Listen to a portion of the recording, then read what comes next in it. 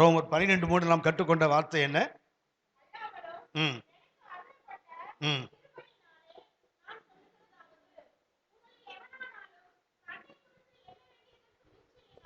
ம்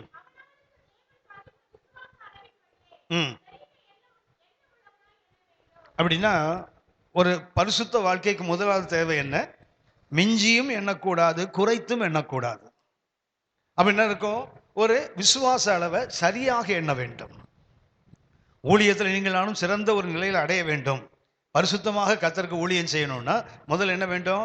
There's a measure. ஒரு அளவு. நேற்று நாம் கவனித்தோம், எபேசியர் 4 3 அளவு கவனித்தோம் இல்லையா? ஒன்று என்ன? கிறிஸ்துவனுடைய ஈவின் அளவுக்கு தக்கதாக 4:7. அடுத்தது கிறிஸ்துவனுடைய நிறைவான வளர்ச்சியின் அளவுக்கு தக்கதாக 3:16 கவனித்தோம். தன் அளவு அப்படின்னா என்ன இருக்குது? எல்லாவற்றுக்கும் ஒரு அளவு இருக்கிறது. யாருடைய அளவு அது? கிறிஸ்துவனுடைய நிறைவான வளர்ச்சியின் அளவு. மாத்திரமல்ல, அது எதன் அடிப்படையில்?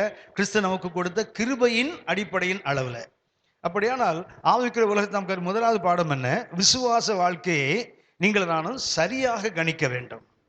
நான் யோசித்து பார்த்தீங்கன்னா, இந்த விசுவாச அளவை இன்னொருவரை பார்த்து நிறைய பேர் என்ன பண்ண தீர்மானிக்கிறாங்க. அவர் மாதிரியே நான் பாடணும், இவரை மாதிரியே நான் ஆடணும், இவரை மாதிரியே நான் ஓடணும். வேண்டியதில்லை. உங்களுக்கு ஒரு விசுவாச அளவு கொடுக்கப்பட்டிருக்கிறது.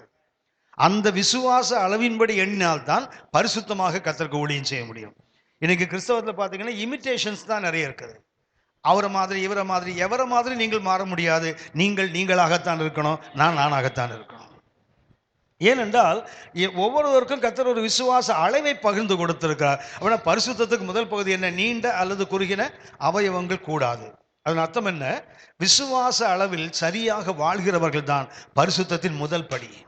இப்போ ஊழியம் செய்கிறவர்கள் என்ன சொன்னேன்? புதிய பாட்டில் ஒவ்வொரு விசுவாசியும் ஊழியம் செய்ய வேண்டும். ஆமென். ஊழியக்காரர்கள் தனியாக ஒரு கூட்டத்தை கர்த்தர் வைத்திருக்கிறார், அது அவனுடைய அழைப்பின்படி. ஆனால் ரட்சிப்பின்படி, கர்த்தர் பிரித்தெடுத்ததின்படி நம்ம ஒவ்வொருவருமே யார் தான்? ஊழியம் செய்ய வேண்டியவர்கள். நமக்கு முதல் என்ன வேண்டும்? பரிசுத்தம்.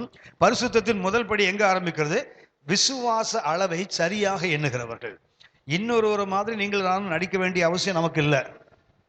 இன்னொருவரை போல நீங்கள் நானும் இமிட்டேட் பண்ண வேண்டாம். ஏனென்றால் உங்களுக்கு கொடுத்த கிருபை வேற, அவங்களுக்கு கொடுத்த கிருபை வேற. உங்களுக்கு கொடுத்த அழைப்பு வேற, அவங்களுக்கு கொடுத்த அழைப்பு வேற. உங்களுக்கு கற்றுக் கொடுக்கிற வாய்ப்புகள் வேற, அவங்களுக்குரிய வாய்ப்புகள் வேற. அதை நீங்கள் என்ன செய்ய வேண்டாம்? உங்களுக்கு ஞாபகம் இருக்குமே, ஒருவன் எருமையை குளிப்பாட்டுறதுக்கு குளத்துக்கு கூட்டிருப்பானான். இந்த எருமையை குளிப்பாட்டிட்டு இருக்கும்போது அந்த குளத்துல உள்ள ஒரு தவளை பார்த்தது. எருமைக்கு வயிறு இவ்வளவு பெருசா இருக்குதே, நாம என்ன செய்வோம்? அந்த அளவுக்கு தெரியும் தானே, வயிறு கிழிஞ்சுதான் போகுமே தவிர எருமையை போல தவளை மாற முடியுங்களா?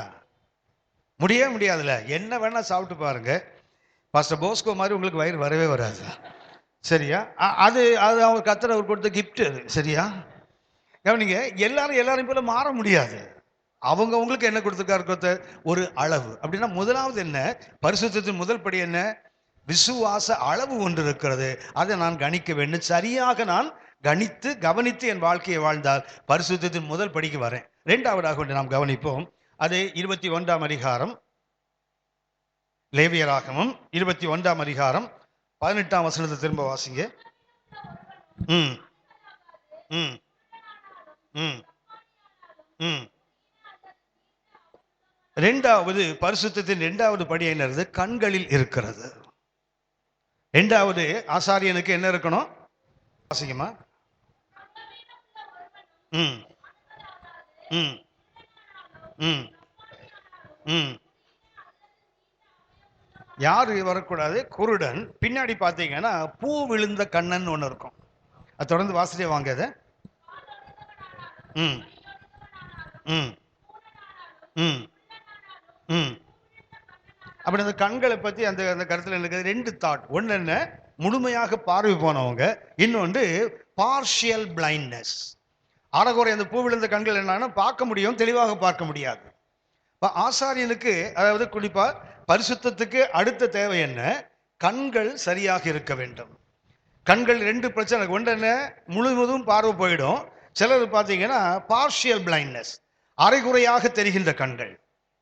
உங்களுக்கு தெரிந்த வசனம் மார்க் 8ஆம் அதிகாரம் 25ஆம் வசனம் வாசிங்க. மார்க் 8:25.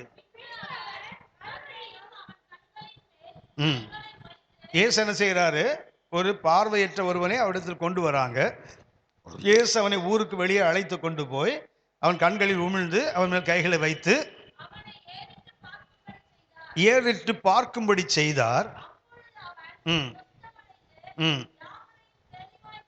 அதுக்கு முன்னாடி அனுபவம் என்ன தெரியுங்களா? அவருடைய முதல் நிலை என்ன? பார்வையற்றவர். அவருடைய முதல் நிலை என்ன? பார்க்க முடியாது, டோட்டலி பிளைண்ட். இயேசு ஜெபித்த போது என்ன தெரியுங்களா? அவருக்கு அவன் மேல் கைகளை வைத்த போது அவன் கண்கள் பாதி திறந்தது. முதல்ல என்ன இருந்தது? முழுவதுமாக பார்வையற்றவர். இயேசு ஜெபித்த பிறகு என்னாச்சு? அவருக்கு பாதி பார்வை தான் வந்தது. ரெண்டுமே ஆபத்து.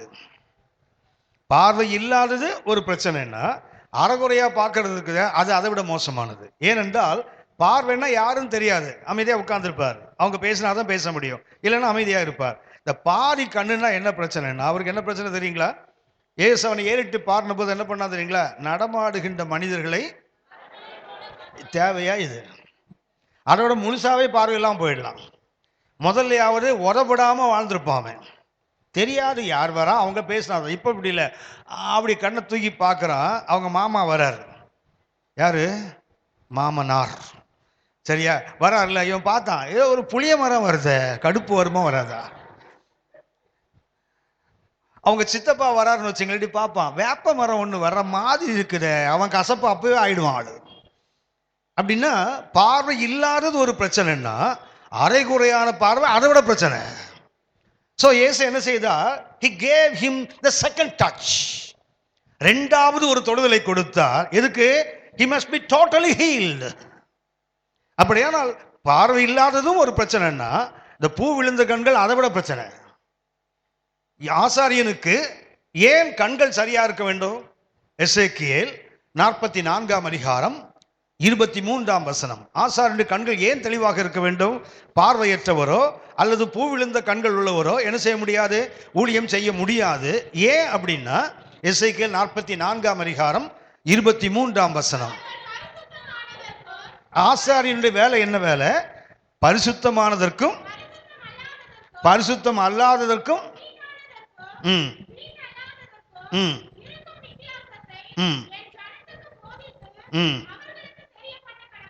ஆசாரியனுடைய வேலை என்ன வேலை?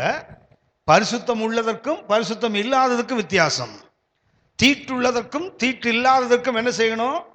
வித்தியாசம் காட்ட வேண்டும். அப்படின்னா இவருக்கு கண்ணு சரியா இல்லைன்னா கண்டுபிடிக்க முடியுங்களா? ஏன் பார்வையற்றவர்களோ பூ விழுந்த கண்களோ கர்த்தருக்கு ஊழியம் செய்யக்கூடாதுன்னு அங்க சொல்றாங்கன்னா, காரணம் என்ன? உன்னை கொண்டு வரா, இதுக்கு கால் இல்லை, கை இல்லை, இல்லை இது நசல் கொண்டது, இல்லை அழுகி போனது, இதை சொல்லணும். யார் வேலை? ஆசாரியன் வேலை. அப்போ பரிசுத்தம் உள்ளதற்கும் பரிசுத்தம் இல்லாததற்கும் வித்தியாசம் காட்ட வேண்டியது யாரு? ஒருவனுக்கு ஒரு பலி செலுத்த ஒரு மிருகத்தை கொண்டு வந்தால் ஆசாரியன் வேலை என்ன வேலை? He must discern, பகுத்தறிய வேண்டும். இதை செலுத்தலாம், இதை செலுத்தக்கூடாது. ஆசாரியனுக்கு பார்வையற்றவராக இருந்தால் அல்லது கண்கள் பூ விழுந்திருந்தால் என்ன செய்ய முடியாது? அவரு தீட்டுள்ளதற்கும் தீட்டு இல்லாதற்கும் வித்தியாசம் காட்ட முடியாதுல்ல. ஏன் ஊழியம் செய்கிறவர்களுக்கு பரிசுத்தத்தை ஒன்று எங்க சொன்னேன்? முகத்துல, ரெண்டாவது எங்க? கண்களில். இன்னும் சொல்ல போனா ஆவியானவங்க எழுதும்போது முகத்தை விட முதல்ல கண்ணை தான் சொல்லுவார். எடுக்கும் போதே பார்த்தீங்கன்னா குருடனானாலும் இப்படிதான் ஆரம்பிக்கும். அப்படியானால் முகத்தை காட்டிலும் கர்த்தர் எதுக்கு? ஏன்னா இதுதானே விளக்கு. சரீரத்தின் விளக்கு எது? கண்கள் தான். கண் இருளா இருந்தால் முழு சரீரமும் இருளாயிடும் போட்டிருக்குது. அப்படியானால் ஒளியுள்ளதே இருளாக இருக்குமானால் இருள் எவ்வளவு பயங்கரமா இருக்கும்? ஏன் இன்றைக்கு உங்களுடைய கண்கள் தெளிவாக இருக்க வேண்டும் என்றால் மிக முக்கியமானது. நீங்கள் நான் தான் யார்? இது பரிசுத்தம், இது பரிசுத்தம் இல்லை, இது அசுத்தம், இது அசுத்தம் இல்லை என்று காட்ட வேண்டியது யாரு? அப்ப இந்த உலகத்துக்கும் இந்த சபைக்கும் காட்ட வேண்டியது யார் வேலை? உங்களுடைய, என்னுடைய வேலை. நமக்கே பார்வை சரியில்லைன்னா நல்ல கவனித்துக் கொள்ளுங்கள். ஒரு விசுவாசியை பற்றி சொல்லும் போது, ஒரு முறை நான் ஒர்க் பண்ணிட்டு இருந்தேன். என்னுடைய நண்பர் ஒருவர், எங்களுக்கு திருச்சிக்கு ரொம்ப பழக்கமானது, மெய்வெளிச்சாலை இருக்கு இல்லையா, தலையில் ஒரு ஒயிட் முன்னாடி காவியில் கட்டுறாங்க, இப்போ ஒயிட்டில் கட்டுறாங்க இல்லையா, அதில் என்னுடைய நண்பர் ஒருத்தர் எங்களோட ஒர்க் பண்ணிட்டு இருந்தார். அவர் இந்த மெய்வெளிச்சாலையோட நேரடியாக தொடர்பு உள்ளவர், அந்த ஒயிட்டில் துணி கட்டினவர். ஒரு நாள் அவர் கேட்டார், மரணமேவுன் கூரெங்கே பாதாளமேவுன் ஜெயம் எங்கேன்னு போட்டிருக்கு, அதுக்கு அர்த்தம் என்ன? மத்தியானம் எங்கள் லஞ்சில் சாப்பிட்டுட்டு வெளியே வரோம், ஒரு பைபிள் ஸ்டடிக்கு போயிட்டு இருக்கிறேன். இவர் என்ன கேட்லேயே பிடிச்சிட்டாரு. பிடிச்சோன்னா பக்கத்தில் ஒரு வேப்ப மரம் இருக்குது, அதுக்கு கீழே அவரை கூட்டிகிட்டு போய் ஒரு 2 நிமிஷம் தான் பேசினேன் அவர்கிட்ட. ஏன் அந்த வசனம் சொல்லியிருக்குன்னு சொல்லிட்டு நான் போக ஆரம்பித்த உடனே பக்கத்தில் ஒருத்தர் வந்து சாதாரணமாக நின்றுட்டு இருந்தாரு. அவர் என் கையை பிடிச்சாரு. நீங்க பாஸ்டரா? நான் சொன்னேன், பாஸ்டர் இல்லை. அப்படின்னு, நீங்க என்ன ஊழியம் பண்றீங்க? நான் விசுவாசி அப்படின்னேன். விசுவாசியா? நீங்க பேசுறது, அவர்கிட்ட பேசுறத நான் கேட்டுட்டு இருந்தேன். இவ்வளவு, அவர் ஒரு பாஸ்டர் ஆக்சுவலா. அவர் யூனிஃபார்ம்ல வரல, ஒயிட் அண்ட் ஒயிட் வரல, கம்பெனியில் வேற யாரையும் பார்க்க வந்தவர் அங்கே வெளியே நின்றுட்டு இருக்காரு.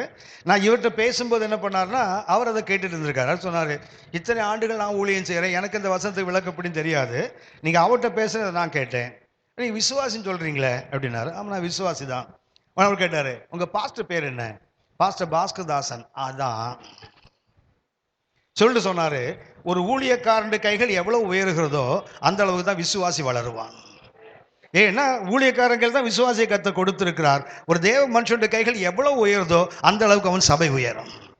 அப்படியானால் பரிசுத்தமுக்கும் பரிசுத்தத்துக்கும் வித்தியாசம் காட்ட வேண்டுமானால், அழுக்குக்கும் இல்லை சுத்தத்துக்கும் வித்தியாசம் காட்ட யார் செய்யணும்? அதை ஊழியக்காரனுக்கு தெரிந்திருந்தால் தான் விசுவாசிக்கு தெரியாது. ஊழியக்காரர்கள் பரிசுத்தத்துக்கும் எல்லாருக்கும் வித்தியாசம் காட்ட தெரிந்திருக்க வேண்டும். அப்ப என்ன வேண்டும்? கண்கள் ஒழுங்கா இருக்கணும். இந்த கண்கள் சரியாக இல்லாவிட்டால், ஆனால் தான் பரிசுத்தத்தின் அடுத்தபடி எங்க வைக்கிறார் கர்த்தர்? கண்களில் வைக்க. யாருக்கு இது? பரிசுத்தம் ஆக்கப்பட்டவர்கள். இவங்க ஆசாரியர்கள் யாரு? பரிசுத்தம் ஆக்கப்பட்டவர்கள். பரிசுத்தம் ஆக்கப்பட்டவனுக்கு இன்னொரு பரிசுத்தத்தை சுட்டி காட்டுகிறார். எங்க இருக்கணும்? கண்கள் பரிசுத்தமாக இருக்க வேண்டியது உங்களுக்கு எனக்கும் மிக மிக அவசியம். கண்களை பார்த்தாலே கண்டுபிடிச்சிருவான், இவன் நல்லவன் கெட்டவன். ஹலோ, நீ ஒன்றும் பேச வேண்டாம், ஒன்றும் செய்ய வேண்டாம், ஜஸ்ட் ஒரு பெண்ணை பாருங்க, பார்த்தவொன்னு சொல்லுவாங்க இது திருட்டு கண்ணுன்னு சொல்லுவாங்க, இவன் மட்டமான ஆளு, இவன் நல்ல. எங்குது? கண்கள். பார்த்துருக்கீங்களா? குழந்தைகளுக்கு எடுக்க கையை நீட்டி பாருங்க, சில குழந்தை பேயா அலரும், பார்த்துருக்கீங்களா? அந்த அளவுக்கு நம்ம கண்ணு நல்ல கண்ணு, கிட்ட வராது. ஒரு சிலர் பாருங்க, குழந்தைகள் ஓடி போய் பட்டி கொள்ளுது. ஏன் தெரியுங்களா? அந்த கண்கள். இந்த கண்களை பார்க்கும் போதே பிள்ளைகளுக்கு தெரியும். குறிப்பாக அந்த ஃபெமினைன் ஜெண்டருக்கு ரொம்ப ஈஸியாக கண்டுபிடிச்சிடலாம். அதாவது இப்போ எனக்கு ஒரு நண்பர் இருக்காருன்னு வச்சுங்களேன், எனக்கு ஒரு 15-20 வருஷம் பழக்கமாக இருக்கும். என்னோட கூட ஒர்க் பண்ணுறாரு, வேலை செய்கிறார், எல்லாம் பண்ணிட்டு இருப்பார், ரொம்ப நெருங்கிய பழக்கம். ஆனால் ஒரு நாள் எங்கள் வீட்டுக்கு வந்தார். வந்தவர் என்ன பண்ணாருன்னா, என் ஒய்ஃப் கிச்சனில் இருக்கிறார். இவர் வந்தார், உடனே எட்டி பார்த்தா காஃபி கொடுக்க போயிட்டா. உள்ள பேசிட்டு ரொம்ப நேரம் பேசிட்டு இருந்தோம். பேசி முடிஞ்ச பிறகு காஃபியை கொண்டு தான் குடிச்சிட்டு போயிட்டாரு. கொண்டு சொன்னா, அந்த ஆளு நல்லவன் இல்லை, திருடன் அப்படின்னா. 20 வருஷம் அவன்கிட்ட பழகி எனக்கு அவன் நல்லவன் நம்பிட்டு இருக்கிறான். இவன் ஒரு நான் அவங்களுக்கு பேர் வச்சிருக்கேன், கிச்சன் தீர்க்க தரிசனிகள். உங்களுக்கு தான். வீட்டுக்கு வாசலுக்கே வரமாட்டீங்க, கிச்சன்ல இருந்தே கண்டுபிடிச்சிருவீங்க வந்தவன் நல்லவனா கெட்டவனா. எப்படி? அந்த கேட்டை திறந்தான் பார்த்தீங்களா, அதை தள்ளுறதுலே தெரியும் அவன் உருப்படாதவன். கேட்டை இடிக்கிற இடியே தெரியுது இவன் யாரு? தேராதவன். செருப்பை தேய்ச்சி நடந்தான் பார்த்தீங்களா, இவன் தேஞ்சு போனவன், தொடப்ப கட்டை, இது தேராதுன்னு அப்பவே தெரிஞ்சது ஆளுங்களுக்கு. இது கர்த்தர் அவங்களுக்கு கொடுத்துருக்க ஒரு விசேஷமான கிருபை. இது இல்லைன்னா நிறைய பெண்கள் ஏமாற்றப்பட வாய்ப்பு இருக்குது. இந்த அவேர்னஸ் கண்டிப்பாக வேண்டும். ஒருத்தரை பார்த்த மாத்திரத்தில் இவன் நம்ப தகுந்தவன், நம்பிக்கைக்குரியவன் அல்லன்னு கண்டுபிடிக்க தெரியலன்னா வாழ்க்கையில் ஏமாறுவது 100க்கு 100 நிச்சயம். இது யாருக்கு இருக்க வேண்டும்? ஒரு ஊழியக்காரனுக்கு இருக்க வேண்டும். அந்த கண்கள் எப்படிப்பட்டதாக இருக்கணும்? மிக தெளிவாக உன்னை பார்த்த உடனே தெரியும் இது பரிசுத்தம், இது பரிசுத்தம் இல்லை, இது அசுத்தம், இது அசுத்தம் அல்லாதது. ஆசாரியனுக்கு அதை பிரிக்க தெரிந்தால்தான் விசுவாசி செலுத்துகிற பலி அங்கீகரிக்கப்படும். ஆமென். இல்லைன்னா கெட்டு போனதை கொண்டு பலி செலுத்தினா யாருக்கு பயன் இல்லை? விசுவாசிக்கு பயன் இல்லை. அதுக்கு காரணம் யாரு? அவன் அல்ல. அவன் பார்வையில எல்லாம் தெரியாதான் இருக்கும். ஆனால் ஆசாரியனுக்கு தான் என்ன வேண்டும்? இந்த வித்தியாசப்படுத்தி காட்ட வேண்டுமானால் என்ன அவசியம்? கண்கள். கவனித்துக் கொள்ளுங்கள். ஏன் இந்த கண்கள் குருடாகி போறதுக்கு காரணத்தை 2 பேதுரு 1ஆம் அதிகாரம். ஏன் இன்றைக்கு ஊழியம் செய்வது பரிசுத்தம் உள்ள கண்கள் இல்லை என்றால் ஷேட் பண்ண முடியல, வித்தியாசப்படுத்தி பார்க்க முடியல, எது சுத்தம் எது அசுத்தம் என்று. 2 பேதுரு 1ஆம் அதிகாரம் 5ஆம் வசனம் முதல் 9ஆம் வசனம் வரைக்கும் வாசிக்கணும். எப்படி இருக்க? எப்படி இருக்க? இப்படி இருக்க. இப்படி இருக்கன்னா எப்படி இருக்க? இப்படி இருக்க. மேல உள்ளதை வாசிக்கணும். மேல என்ன போட்டிருக்குது? 3ஆம் வசனத்திலிருந்து வாசிங்க. நம்முடைய இல்லம்மா, தம்முடைய. ரைட், தம்முடைய. ஏன்னா நீங்க தாவ நான் வாசித்தீங்கன்னா கண்ணாடியை மாத்தணும்னு சொல்லியிருப்பேன், நீங்க கரெக்டா தான் வாசிருக்கீங்க. தம்முடைய மகிமையினாலும் காருண்யத்தினாலும் நம்மை அழைத்தவரை என்ன உண்டாகுமாம்? நம்மை அழைத்த தேவன் எப்படி அழைத்திருக்கிறார்? அவருடைய மகிமையினாலும் காருண்யத்தினாலும். எதுக்கு அழைத்திருக்கிறார்? நம்மை அழைத்த அவரை அறிகிற அறிவினாலே ஜீவனுக்கும் தேவ பக்திக்கும் வேண்டிய யாவற்றையும் கவனித்துக் கொள்ளுங்கள். நம்ம வாழ்க்கையில 2 தான் தேவை. ஒன்று என்ன? ஜீவன். அடுத்தது தேவ பக்தி. உங்களுடைய வாழ்க்கையை 2ஆ தான் பிரிக்கணும். ஒன்று என்ன? ஜீவன் என்றால் சோஷியல் லிவிங், உலக வாழ்க்கை. தேவ பக்தி என்றால் ஆவிக்குரிய வாழ்க்கை, ஸ்பிரிச்சுவல் லைஃப். திரும்ப சொல்லுகிறேன். அந்த 1 பேதுரு 2 பேதுரு 1:3 என்ன போட்டிருக்குது? நம்மை மகிமையினாலும் காரணத்தினால் அழைத்திருக்கிற தேவனை அறிகிற அறிவினால் அது என்ன பண்ணுவோம்? நம்மை அப்படி திவ்ய வல்லமை என்ன செய்யும்? ஜீவனுக்கென்றால் உலக வாழ்க்கைக்கு என்னென்ன தேவையோ அதெல்லாம் யார் கொடுத்துரும்? அப்படி திவ்ய வல்லமை கொடுத்து விடும். அடுத்தது தேவ பக்திக்கு என்னென்ன வேண்டுமோ, அதாவது ஆவிக்குரிய வாழ்க்கைக்கு என்னென்ன வேண்டுமோ அதை எது கொடுத்துரும்? அப்படி திவ்ய வல்லமை. புரியுதுங்களா? அந்த வசனம் 2 தான் உங்களுக்கு எனக்கு தேவை. ஒன்று என்ன? உலக வாழ்க்கைக்கு தேவையானது, இன்னொன்று ஆவிக்குரிய வாழ்க்கைக்கு தேவையானது. இன்னும் கொஞ்சம் சொல்ல போனால் உலக வாழ்க்கை உன்னத வாழ்க்கை. ஒன்று என்ன? ஜீவன் என்றால் என்ன? உலகத்தின் வாழ்க்கை. தேவ பக்தி என்றால் ஆவிக்குரிய வாழ்க்கை. இந்த 2க்கும் நமக்கு என்னென்ன தேவையோ எல்லாவற்றையும் எது கொடுத்து விடும்? நம்மை அப்படி மகிமையினாலும் காரணத்தினால் அழைத்தாரே அவரை அறிகிற அறிவை நாம் அடையும் போது என்ன செய்யும்? அப்படி திவ்ய வல்லமை இந்த 2 நமக்கு கொடுத்துரும்.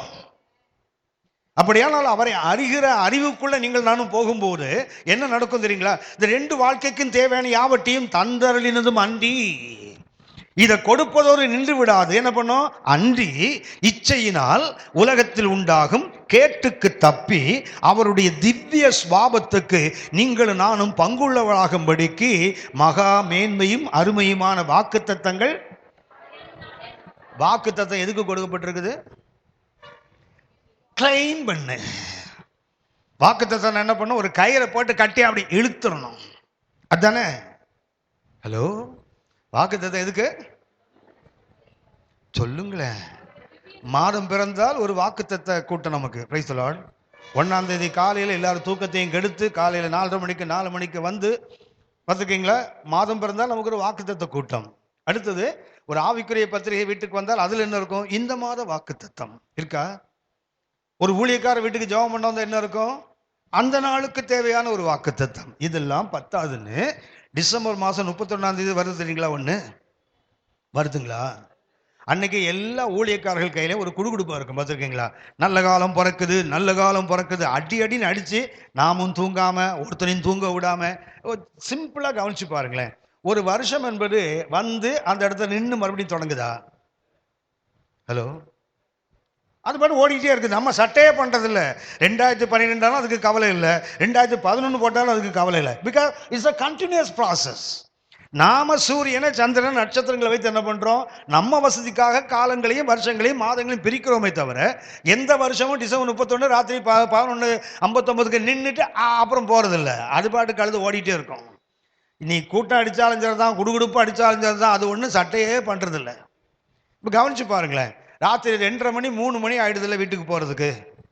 ஆமாவா? போன உடனே என்ன பண்ணுவோம்? முழங்கால் படியிட்டு குடும்பமா ஜெபம் பண்ணுவோம். வருஷத்துக்கு தொடங்கியிருக்கோம்ல. ஹலோ, அடுத்தது என்ன பண்ணுவோம்னா உடனே தூங்க மாட்டோம், உடனே பைபிள் எடுத்து படிப்போம். அன்னைக்கு படிக்கிறதோடு சரி, அடுத்து டிசம்பர் 31 தான்.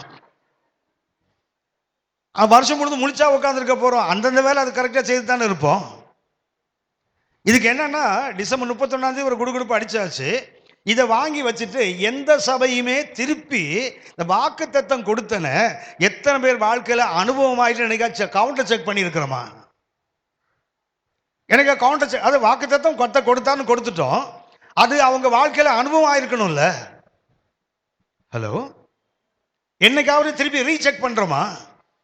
கவுண்டர் செக் பண்றோமா? வாக்குத்தத்தத்தை கொடுத்தோம், வாழாகாமல் தலையா அவன் சாகிற வரைக்கும் வாழமா தொங்கிட்டு கிடக்குறான். என்னைக்காலும் அவன் தலையா மாறிட்டான்னு பார்த்தோமா? கீழாகாமல் அவன் எங்க கீழே இல்லை, அஸ்திபாரத்துக்கு கீழே போயிட்டு இருக்கிறான் அவன். நீயோ சொல்லுங்களேன், ஒரு ஜாதி விடாம அத்தனையும் கடன் வாங்கி வச்சிருக்கான். சபை கட்டுறதுக்கே பேங்க் லோன்ல தானே சபை கட்டுறோம். சபைக்கு ஊழியத்துக்கு வேன் வாங்குறதுக்கும் பேங்க் லோன்ல தானே வேன் வாங்குறோம். அதுக்கப்புறம் இங்க என்ன பிரசங்கம்? கடன் வாங்க மாட்டாய். அநேக ஜாதிகளுக்கும் அவன் தமிழ்நாடு கவர்மெண்ட் ஒரு கெசட் ஒன்று போட்டுருவான். இந்தியாவில் தமிழ்நாட்டில் எத்தனை ஜாதி அவ்வளோ வச்சுட்டு டிக் பண்ணி கடன் வாங்குறான். இந்த ஜாதிட்ட வாங்கிட்டேன், இந்த ஜாதிட்ட வாங்கிட்டேன், டிக் பண்ணி தெரியும். அப்படின்னா வாக்கு தத்தங்கள் எதற்கு நம்ம வாழ்க்கையில்? யோசித்து பாருங்க, டிசம்பர் 31 வந்துட்டால, ஒரு 4-5 நாளுக்கு முன்னாடியே நிறைய கர்த்தருடைய பிள்ளைகள் கூட என்ன பண்றாங்க, உபவாசம் இருக்கார்கள். எதற்கு? அடுத்த வருஷம் வாக்குத்தத்தத்துக்கு. பலம் இல்லாத குறை தான் பைபிளில் போட்டு இழுக்கிறதுக்கு, ஏதாவது ஒன்று மாட்டாதான்னு. எது வரைக்கும் ஜெபம் பண்ணுவோம்? நமக்கு வசதியான வசனம் வர்ற வரைக்கும் என்ன பண்ணுவோம் தெரியுங்களா? இது நம்ம கர்த்தர் கொடுக்கல, தள்ளிடுவோம். அடுத்தது இது நமக்கு இல்லை, தள்ளி தள்ளி தள்ளி இருக்கிறதுல பெஸ்ட் அந்த கிளி அந்த கார்டு எடுக்கும் தெரியுங்களா? அதே மாதிரியே தள்ளி தள்ளி தள்ளி ஒன்றை எடுத்துருவோம். எடுத்தது விசேஷம் இல்லை. சில தங்கங்கள் இருக்குது. சில சபைகளை பார்த்தீங்கன்னா அந்த வாட்ச் நைட் சர்வீஸ் முடிஞ்சு வெளியே போகிறாங்க இல்லையா, 2 குட்டி நண்டு சென்று ரோட் கேட்டில் நிற்பாங்க. என்ன பண்ணுவாங்க? ஒரு பாக்ஸில் வாக்குத்தத்தை சின்ன அட்டை வச்சுருப்பாங்க, பார்த்துருக்கீங்களா? இந்த பைபிளில் நிற்கிற மாதிரி ஒன்று வச்சுருப்பாங்க தெரியுங்களா? அதை பார்த்து என்ன பண்ணுவாங்க தெரியுங்களா? அப்படின்னு அங்கிள் அங்கிள் என்ன பண்ணுவா தெரியுங்களா? ஒன்றும் எடுக்க மாட்டேங்குது, பார்ப்பார். ஏன்னா மீதியெல்லாம் கெட்ட வார்த்தை, நல்ல வார்த்தை எங்கே இருக்குன்னு தேடுவார். அதில் நடுவில் இருந்து ஒன்று பிடுங்குவார் பாருங்களா அதை. ஏன்னா மீதி எல்லாம் என்ன வார்த்தை? ஹலோ, சில சூப்பர் ஆள் இருக்கான், 2 திருடிட்டு போயிடுவான். அதில் பேசுறான், ஒன்றுக்கே வழி இல்லை. இதில் என்ன பண்ணுவான் தெரியுங்களா? 2 திருட்டு போவான். திருட்டு கும்பலை என்னைக்கு நீ மாற போற? கவனிங்கள், வாக்குத்தத்தம் எதற்கு? ஜீவனுக்கும் தேவ பக்திக்கும் தேவையானது எது கொடுத்து விடும்? அவருடைய திவ்ய வல்லமை. இந்த உலக தேவையும் கொடுத்து விடும், உன்னதத்தின் தேவையும் கொடுத்து விடும். எது? அவருடைய திவ்ய வல்லமை. எப்போது கிடைக்கும்? அவரை அறிகிற அறிவினாலே அது கிடைக்கும்.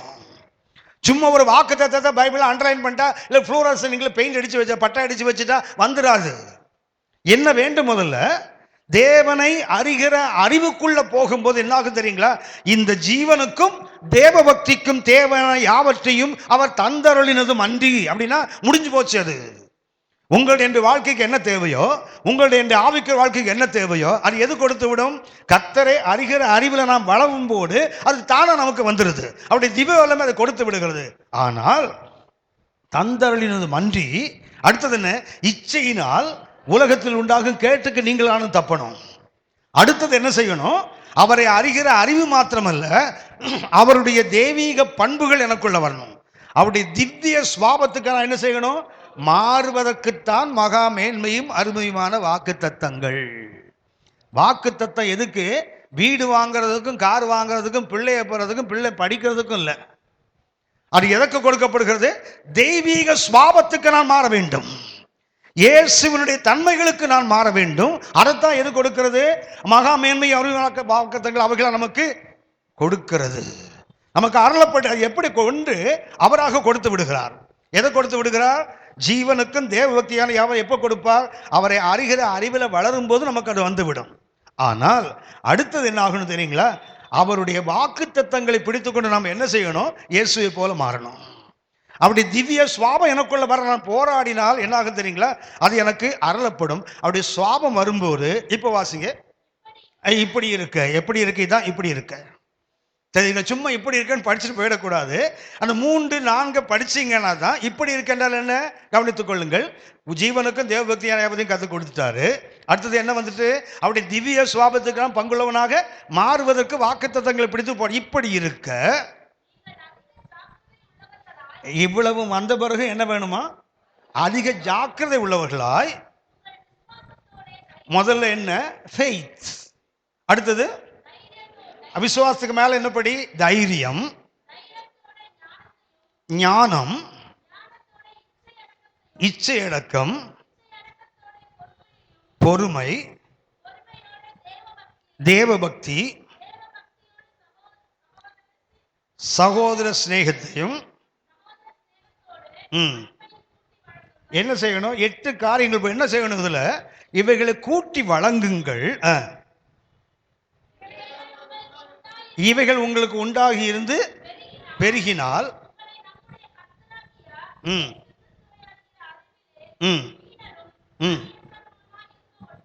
என்ன செய்யாது? நம்மை இருக்க பரிசுத்தம் இல்லாமல் இருக்க ஒட்டாது. எவைகள் இல்லாதவன் அந்த 3ல இருந்து அந்த 9 வரைக்கும் 8 வரைக்கும் என்ன வாசி? இவைகள் இல்லாதவன்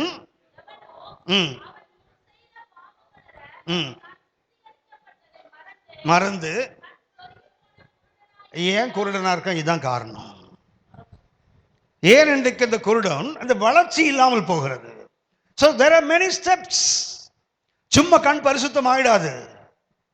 மிக தெளிவாக இவைகள் இல்லாதவன் யாரு?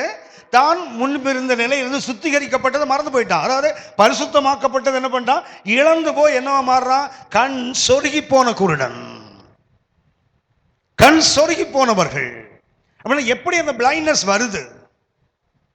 இதெல்லாம் தான் நாம் என்ன பண்ணுவோம்னா, ஏதாவது நடுவில் ஒரு வசனத்தை மாத்திரம் எடுத்துக்கொண்டு செயல்படக்கூடாது. இப்படி இருக்கன்னு ஆரம்பித்தா முதல் 2 வசனத்தை படித்தால் தான் எப்படி இருக்கன்னு புரியும். அதை விளங்கி கொண்டால் அடுத்தது என்ன, இது மாத்திரம் தெய்வீக சுபாவத்துக்கு பங்குள்ள மாறிட்டேன், அதுவும் போடாது. I have to add many things. முதல்ல விசுவாசம், அப்புறம் தைரியம், அப்படி என்ன பண்ணும், ஒன்னோட என்ன பண்ணும், ஆட் பண்ணி ஆட் பண்ணி ஆட் பண்ணி வரும்போது என்ன ஆகும், கடைசியாக அன்பை கூட்டி. அதுக்கு என்ன 7 சொல்லிட்டு 8வது என்ன போடுறாரு, அதுக்கு பேரு நம்ம பாண்டில் சொன்னா உப்பு. முதல்ல செய்த பண்டம், இப்ப என்ன சேர்க்கப்படுகிறது, உப்பில்லா பண்டம் எங்க போயிடும், அதான் போயிடும். இத்தனை செய்தும் அதான் அன்பை கூட்டி வழங்குங்கள்.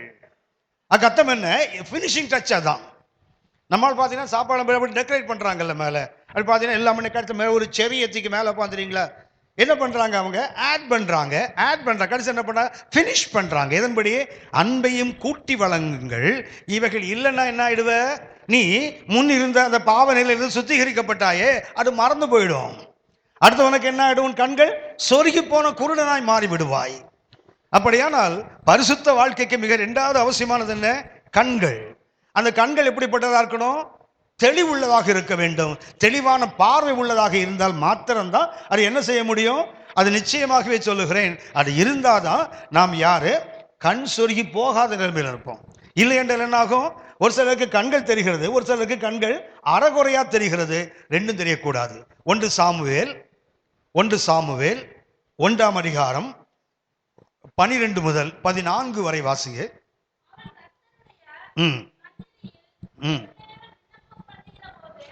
அன்னாள் என்ன பண்றாங்க, கர்த்தருடைய சமூகத்தில் வெகு நேரம் விண்ணப்பம் பண்றாங்க.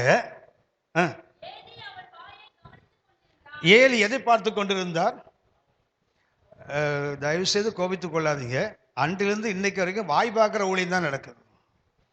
ஒன்று ஐயோ பாவம் புலம்பிட்டு உட்கார்ந்துருக்குது. இது என்ன பண்ணுறது, இது உங்களுக்கு தெரியும். ஏலியே ஆவியானவர் முதல்ல காட்டுற இடமே எங்க தெரியுங்களா, ஒரு ஆசனத்தில் உட்கார்ந்துருப்பார். ஏலி எங்க உட்கார்ந்துருக்காரு, ஒரு சேர்ல நல்ல ஈஸி சேர்ல கம்ஃபர்டபுளாக, எங்க கர்த்தருடைய வீட்டில். உங்களுக்கு தெரியும் நினைக்கிறேன், ஆலயத்தில் ஆசரிப்பு கூடாரத்தில் முதல்ல என்ன இருக்குது, பலிபீடம் இருக்குது, அடுத்தது தண்ணி தொட்டி இருக்குது, அப்புறம் குத்து விளக்கு இருக்குது, அப்புறம் சமூக தப்பத்து மேஜை இருக்கு, அப்புறம் தூபபீடம் இருக்குது, உள்ள என்ன இருக்குது, கிருபையின் ஆசனம். திரும்ப சொல்லுகிறேன், முதல்ல என்ன இருக்குது, பலிபீடம், அடுத்தது இங்கதான் இருக்கீங்களா, சரி, முதல்ல என்ன பலிபீடம், அடுத்தது என்ன தண்ணி தொட்டி, அதுக்கப்புறம் இடது பக்கத்தில் என்ன இருக்குது, 7 அகல் கொண்ட குத்து விளக்கு, வலது பக்கத்தில் என்ன இருக்குது, சமூக தப்பத்து மேஜை, முன்னாடி என்ன இருக்குது, தூபபீடம், அப்புறம் ஒரு ஸ்கிரீன், பரிசுத்த தலத்தையும் பிரிப்பது. உள்ள என்ன இருக்குது, உடன்படிக்கை பெட்டி, அதுக்கு மேல என்ன இருக்குது, கிருபாசனம். அப்படின்னா ஆசரிப்பு கூடாது நிறைய பர்னிச்சர்ஸ் இருக்குது, ஆனால் சேர் கர்த்தர் மாத்திரம் தான். ஹலோ, சேர் யாருக்கு மாத்திரம் தான், மீதி யாருக்கு என்ன கிடையாது. ஆசாரியன் பலி செலுத்தி நிற்பான் போட்டிருக்குது, பலி செலுத்தி அவனுக்கு உட்காரதுக்கு அங்கே என்ன கிடையாது. ஆனால் நம்ம சபைகள்லாம் தாங்கும், கர்த்தரை தவிர இது எல்லாருக்கும் சேர். Price the Lord. நம்ம சபைகளில் பார்த்துருக்கீங்களா, அங்கே கர்த்தருக்கு மாத்திரம்தான் சேரு, நம்ம சபைகளில் கர்த்தரை தவிர இது எல்லாருக்கும் சேரு, கர்த்தருக்கு மாத்திரம் நின்றுட்டு இருக்கணும். வந்தாருன்னா தெரியாதனமா, வந்துட்டாருன்னா நிற்கணும், அவர் அவ்வளவுதான். சரியா, அதுக்கு மேலே ஒன்றும் இல்லை. சேர்ல என்ன பண்ணுங்க, மறக்காம எல்லாரும் போட்டு உட்காருங்க. சில சபைகளில் பார்த்தீங்கன்னா பெரிய பெரிய சேர் போட்டு பார்த்துருக்கீங்களா, யாருக்கு, பிஷப் வந்தா கர்டினால் உட்காரம் போட்டிருக்காங்கல்ல. ஏசுநாதருக்குன்னு சேர் போடுற இடம் எங்கேயுமே இல்லை. போட்டோம் போகட்டும். இந்த ஆசரிப்பு கூடாது யாருக்கு சேர் இருக்குது, ஏலிக்கு சேர் இருக்குது. ஏலி என்ன செய்ய, தன் ஆசனத்தில் படுத்துட்டு என்ன பண்றாரு, அப்படி ஒரு கிளான்ஸ் விடுறாரு. விடும்போது அங்க என்ன நடக்குது, ஒரு பெண் என்ன பண்றா, புலம்பிக் கொண்டே இருக்கிறாள். இவர் எதை பார்க்கிறாரு, வாயை பார்த்தாரு, கொஞ்சம் தூக்கி இருந்த அந்த கண்ணீர் அப்படி 6 மாதிரி ஓடி வருது இல்ல, அது கண்களை பார்த்துருக்கலாம்ல. அப்படின்னா இன்னைக்கு அந்த கண்கள் சரியா இல்லை. ஏன்னா ஏலிக்கு கண்கள் எப்படி இருந்தது, பார்ஷியல் பிளைண்ட்னஸ். அப்ப இருந்தது அவருக்கு என்ன, அரைகுறையான பார்வை. ஏன்னா அந்த அம்மா அழுது சத்தம் போடல, என்ன பண்ணுது, வாய் அசையுது, கண்கள் என்ன செய்யுது, அப்படி இருதயத்தை ஊற்றி விடுகிறாள். அந்த கண்ணீரை பார்க்கக்கூடிய கண்கள் அவருக்கு இல்லை. எது மாத்திரம் தெரியுது? அதான் சொன்னேன், வாய் பார்க்குற ஊழியம். இன்னைக்கு நடக்கிற வேலை என்ன? உடைந்து, உள்ளம் உடைந்து. இது என்ன குழா தண்ணியா? இது டேப்பில் வர தண்ணீரா? கண்ணிலிருந்து வர்றது. உள்ளம் உடைந்து வெளிப்பாடு தானே கண்ணீர். அவனுக்கு அதை பார்க்க முடியல. எதை பார்க்கிறார்? அவளுடைய வாயே பார்த்துட்டு உட்கார்ந்து இருக்கிறான். வாசிமா, எங்க பேசிட்டு இருக்கிறாவ? உங்களுக்கு தெரியும், சரியான ஆராதனை அதுதான். எது சரியான ஆராதனை? எபேசியர் 5ஆம் அதிகாரம் 19ஆம் வசனத்தை வாசிங்க. எபேசியர் 5:19. எபேசியர் சங்கீதங்களினாலும்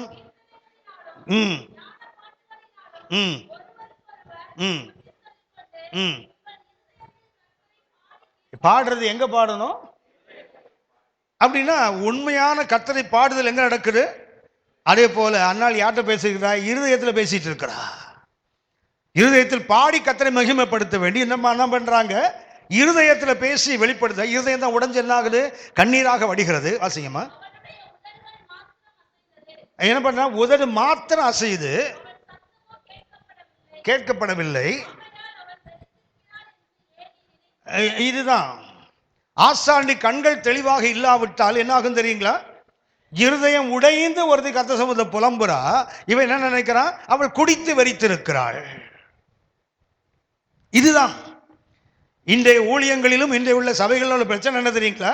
உடைந்த உள்ளத்தை பார்க்க முடியல, புலம்புற வாயை பார்க்க முடியுது. அழுது கண்ணீர் சிந்துகின்ற கண்களை பார்க்க முடியல, ஆனால் தேவையில்லாதெல்லாம் பார்க்க தோன்றுகிறது. அவள் எங்கே பேசுகிறாள்? இருதயத்தில் பேசுகிறாள். எபேசியர் 5:18 வாசித்து பாருங்க. நீங்கள் மதுபான வெறி கொள்ளாமல் ஆவியினால் நிரம்பி. ரெண்டுமே ஸ்பிரிட் தான். ஒன்று ஆல்கஹால் ஸ்பிரிட், ஒன்று ஆண்டவர் ஸ்பிரிட். அவ்வளவுதான். ஒன்றுல இதுல நிரம்பு, இல்லைன்னா அதுல நிரம்பு. அவ்வளவுதான். இவன் எப்படி நினைக்கிறான்? இவன் ஆல்கஹால் ஸ்பிரிட்ல நிரம்பிட்டான் நினைக்கிறான் பாருங்க. அவன் ஆண்டவர் ஸ்பிரிட்ல நிரம்பி இருக்கிறான். அவன் எதை பார்க்க தவறி விட்டான்? உடைந்த உள்ளத்துல கர்த்தரோடு பேசிக்கொண்டு இருக்கிறாள். அவன் எதை பார்க்கிறான்? அவளுடைய வாயசை பார்த்து வெறித்திரு. அதான் எபேசியர் 5:18-19 அப்படியே நம்ம ஏலிக்கு பொருந்தோம். அவன் என்ன செய்யறான் பாருங்க. அவள் மதுபான வெறி கொள்ளல, தேவனுடைய ஆவியினால் நிரம்பி தேவனோட தன் உள்ளத்தை உடைத்து பேசுகிறாள். இவர் என்ன நினைச்சாரு? மதுபான வெறி கொண்டிருக்கு, வெறித்திருக்கிறாள் என்று சொன்னான்னு போட்டிருக்குது. என்ன அப்படின்னா, ஆசாரியனுக்கு என்ன இருக்குது? அரைகுறையான கண்கள். வயசாகி போச்சு, ஸ்தூலிச்சு போச்சு, கண்கள் தெளிவா இல்லை. என்ன பண்றாரு? அப்படி படுத்துட்டு பார்க்கிறாரு. வாயை பார்க்கிறவருக்கு கண்ணை பார்க்க முடியல. பாருங்களேன், இது என்ன எங்கே கொண்டு விடும் தெரியுங்களா? 1 சாமுவேல் 3ஆம் அதிகாரம் 2ஆம் வசனத்தை வாசிங்க.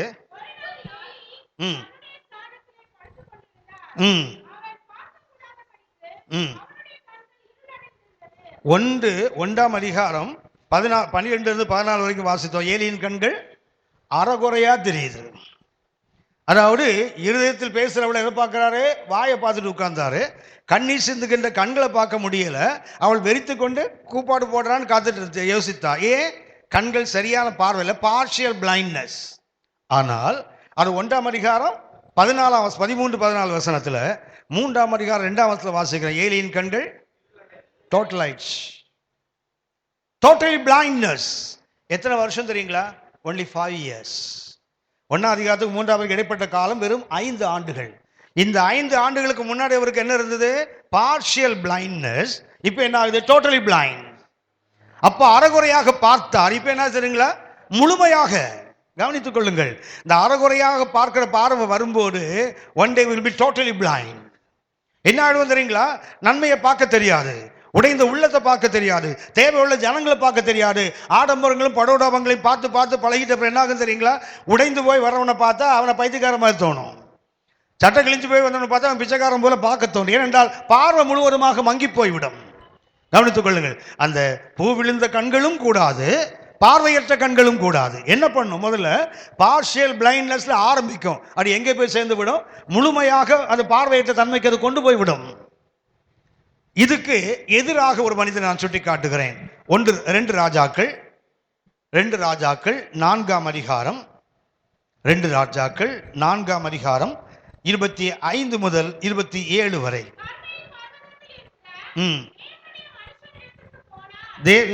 அது சூனேமியாள் பிள்ளை மரித்து போனது. அதை பிள்ளையை கொண்டு போய் தீர்க்கதரிசியினுடைய படுக்கையில படுக்க வைத்துவிட்டு என்ன பண்றா? தேவ மனுஷனை பார்க்க ஓடி வருகிறாள். ம் கவனிச்சிங்களா? கவனிச்சிங்களா? அவன் வரல, ஒன்றும் புலம்பல, ஒன்றும் பண்ணல. எங்கிருந்து பார்க்கிறான்? he can see far away from, தூரத்திலிருந்து என்ன பார்க்கிறான் அப்படின்னு கவனிச்சு பாருங்க. இவன் கர்மேல் மலையில் இருக்கிறான், அவன் கீழே வருகிறாள். அடிவாரத்துக்கு வந்து அந்த மலையில் ஏறி வரும்போது என்ன பண்ணிருக்கணும் இவன்? அதுக்கு அர்த்தம் என்ன தெரியுங்களா? இவன் எப்ப வந்தாலும் இவளை பார்க்க வேண்டும் என்று என்ன பண்றான் தெரியுங்களா? ஒரு தகப்பனுடைய உள்ளத்தோடு அவனை தேடிக்கிட்டே இருக்கிறான். எப்போ வந்தாலும் I must see him or see her, அவளை நான் எப்போ வந்தாலும் என்ன செய்யணும்? பார்க்க வேண்டும் என்று அந்த கண்கள் ஊழியக்காரங்க இப்படிதான் இருக்கணும். அவள் ஓடி வருகிறாள், இவன் என்ன பண்றான் தெரியுங்களா? தூரத்தில் அவள் வரும்போதே அவளை பார்க்கிறான். வர கண்டு அதோ இதோ அல்ல, அதோ அதோ சூனமியால் வருகிறாள், நீ அவளுக்கு எதிர்கொண்டு ஓடி நீ சுகமா இருக்கிறாயா? இருக்கிறானா? என்ன கேட்கிறான் அந்த பிள்ளை? எந்த பிள்ளை? இவன் ஜெபத்தை கேட்டு கர்த்தர் அவன் வெறும் கேட்காமலே கர்த்தர் கொடுத்த ஒரு ஆசீர்வாதம். அப்படின்னா அவனுக்கு என்ன இருக்கு தெரியுங்களா? நல்லா இருக்கணும். என் மூலமாக கர்த்தர் ஆசீர்வதிக்கப்பட்டவங்க எப்படி இருக்கணும்? நன்றாக இருக்கு. ஏன்னா அவங்களை என் கையில கர்த்தர் ஒப்பு கொடுத்திருக்கிறார். நீ நல்லா இருக்கிறாயா? உன் கணவன் நன்றாக இருக்கானா? அந்த பிள்ளை நன்றா இருக்கிறதா? கேளுந்தாள். அவ என்ன சொல்லிட்டா? நல்லா தான் இருக்கேன்ப்பா. அவ கேட்டது என்ன? நல்லா தான் இருக்குதா? நல்லா இல்லை. அவளும் நல்லா இல்லை, அவன் புருஷனும் நல்லா இல்லை. அமாவாசை இல்லையா, அப்புறம் ஏன் இப்போ போற? எல்லாம் சரிதான், நான் போகணும். அவன் சும்மா இருந்துப்பானா வீட்டில்? என்னவோ தெரியலையே, என்ன நடந்ததோ தெரியலையே. திக்கதரிசியை தேடி போனோம், அமாவாசை போன பௌர்ணமியில் போகணும். இவன் என்ன பண்ணுறா? ரெண்டும் இல்லாத ஒரு காலத்தில் ஓடி போகிறாள். அப்போ something must happen to her. அப்போ அவளும் நல்லா இல்லை, அவனும் நல்லா இல்லை. அதே நேரத்தில் அந்த பிள்ளையும் செத்து கிடக்குது. ஆனால் அவன் என்ன சொல்கிறா? ஏன் தெரியுங்களா? அவளுக்கு ஒரு பெரிய நம்மை பார்க்கிற ஒரு அப்பா இருக்கிறார், நமக்காக தூரத்தில் நம்மை பார்க்கிற ஒரு தகப்பன் எனக்கு இருக்கிறார். ஆகவே சுகம் இல்லை, அவன் நல்லா இல்லை. அந்த பெண் சூனேம், அந்த பெண் எனக்கு ரொம்ப பைபிளில் அந்த பரிசுத்த வாட்டிகள் இருக்காங்களே, பைபிள் இருக்கிறத அவங்கள பற்றி எனக்கு பேச வாய்ப்பு கொடுத்தீங்கன்னா ஒரு 4-5 வருஷம் பேசுவேன், வாரத்துக்கு ஒரு முறை.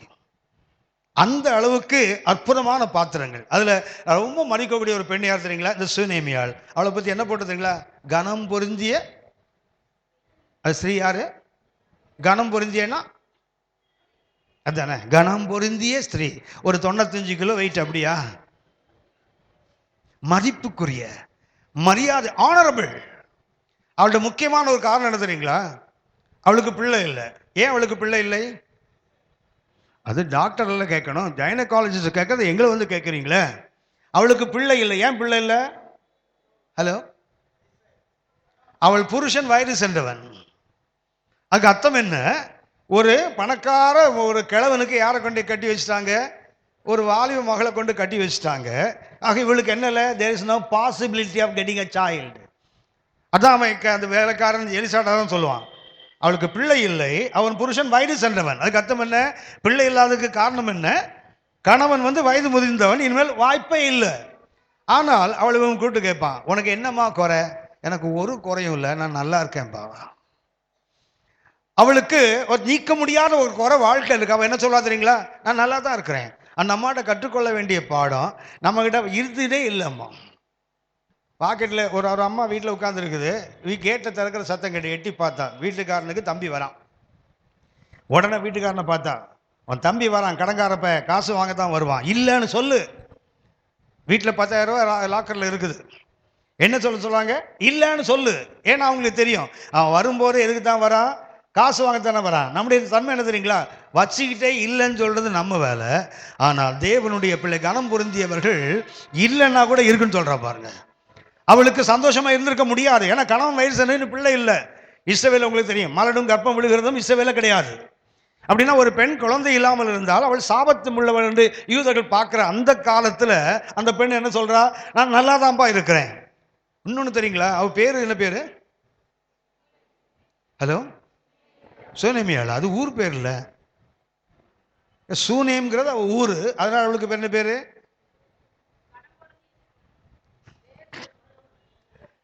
அவளுக்கு பேரே கிடையாது. பேர் இல்லைன்னு சொல்ல மாட்டீங்களா? தேடுறாங்க, அங்கேயே விட்டு போயிட்டோம் போல தான் தேடுறாங்க பாருங்களேன். அவளுக்கு என்ன கிடையாது, அந்த ஊர் பேரே அவளுக்கு வந்துட்டு. காரணம் சூனியம் என்றால் அப்ஸ் அண்ட் டவுன்ஸ் அர்த்தம். சூனியம் என்றால் என்ன? ஏற்ற தாழ்வுகள். அந்த ஏற்ற தாழ்வுகள் உள்ள ஊர்ல இருந்துட்டு அவ சொல்றா, நான் சுகமா இருக்கிறையா. பிள்ளை செத்து கிடக்குது, என்ன சொல்றா? சுகம்தான். சுகம் என்பது வெளியே இல்லை, உள்ள இருக்குது. ஆமென். ஒரு சிலருக்கு லேசா தலை வலிச்சா போதும், வீட்டில் ஒருத்தனுக்கும் தலை இருக்காது. எனக்கு தலை வலிக்குது, எனக்கு தலை வலிக்குது, ஒரு கட்சி போட்டு கட்டு, ஒரு டவலை போட்டு கட்டு, தூணோடு சேர்த்து கட்டி வச்சோம்னால இதை கட்டு அதை கட்டு, ஐயோ ஊட்டையே ஒன்று இல்லைன்னு ஆக்கிடும். சில ஆசாமி பாருங்க, தலையே வெடிச்சு போகும், கம்முன்னு உட்காந்துருக்கோம். பார்த்துருக்கீங்களா? பார்த்துட்டு இருக்கோம். ஓஹோ, இதுக்கு தலை ஏதோ பண்ணுது, நம்மளா யூகிச்சுக்கணும். கவனிங்க, தன்னுடைய பலவீனத்தை தாங்குவதுதான் ஒரு மனுஷனுடைய சரியான தன்மை.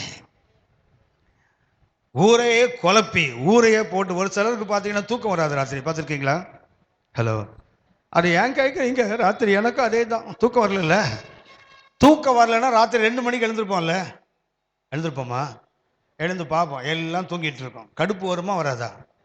பயங்கர கடுப்பு வரும். எருமை இங்கே தூங்குறத பாரு, மஞ்சள் தூக்கம் வராமல் நடக்கா, இது எருமை.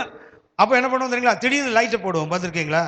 போட்டோன்னு எழுந்திருப்பான். ஒன்றும் இல்லை, என்னவோ சத்தம் கேட்டுது, சத்தமாக கேட்டுது, இருக்கிறவனை எழுப்பி விடுற வேலை. இதையும் தாண்டி எல்லாம் தூக்கிட்டு வச்சு மறுபடியும் தூக்கிடுவில்ல, எல்லாம் கடுப்பு.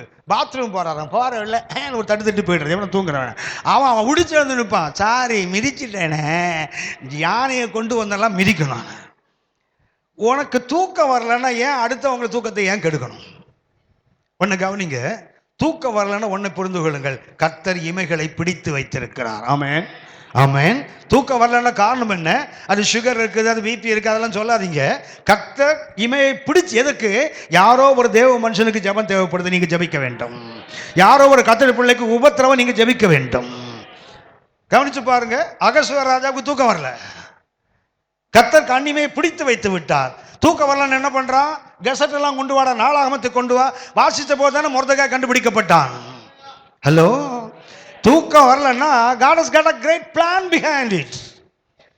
மனுஷன் என்றால் யாரு? உபத்திரவங்கள் வரும், அந்த உபத்திரவத்தை என்ன பண்ணு? தாங்கிக் கொள்ளுகிறவன் தான் மனுஷன்.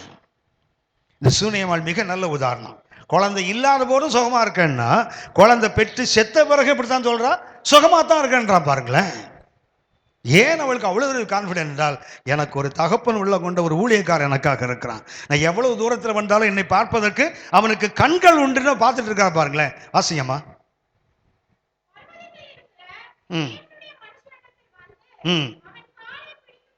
கவனிச்சிங்களா? ஒன்றும் சொல்லல, வந்து என்ன பண்ணா? கால்களை பிடித்து கொண்டாள்.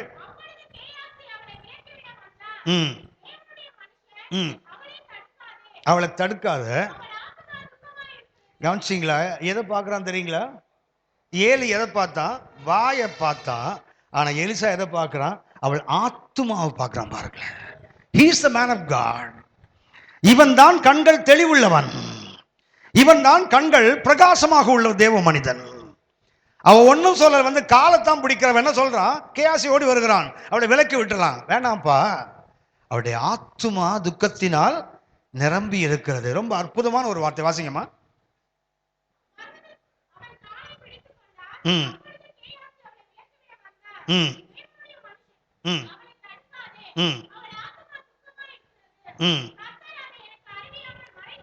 நல்ல கவனித்துக் கொள்ளுங்கள், தீர்க்கதரிசி என்பவன் எல்லா நேரத்திலும் தீர்க்கதரிசி இல்லை.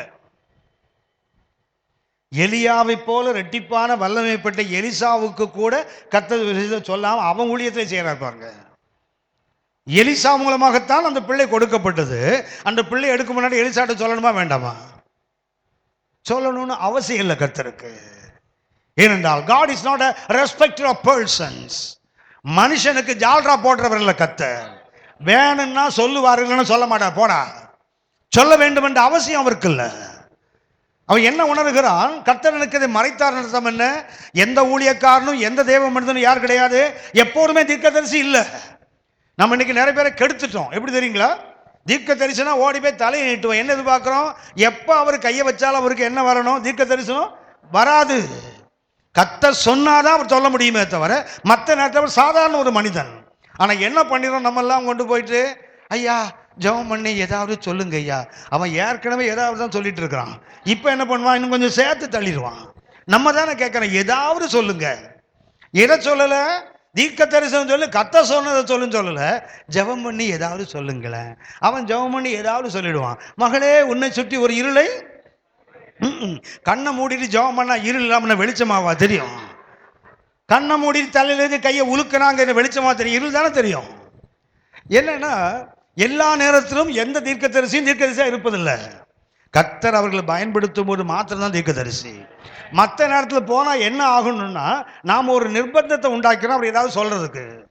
அவர் என்ன பண்ணுவாரு, அவரோட மன விருப்பத்தை சொல்லுவார், அவ்வளவுதான். இல்ல அவர் என்ன தோணுதோ அதை சொல்லுவாரே தவிர தேவன் சொன்னதாக இருக்காது. தீர்க்கதரிசி எவ்வளவு பிளைண்டா ஒத்துக்கிறான் பாருங்களேன். எனக்கு இது தெரியாம போச்சுதே, தெரிஞ்ச மாதிரி நடிக்கிற பாருங்களேன், எனக்கு அப்பவே தெரியும்.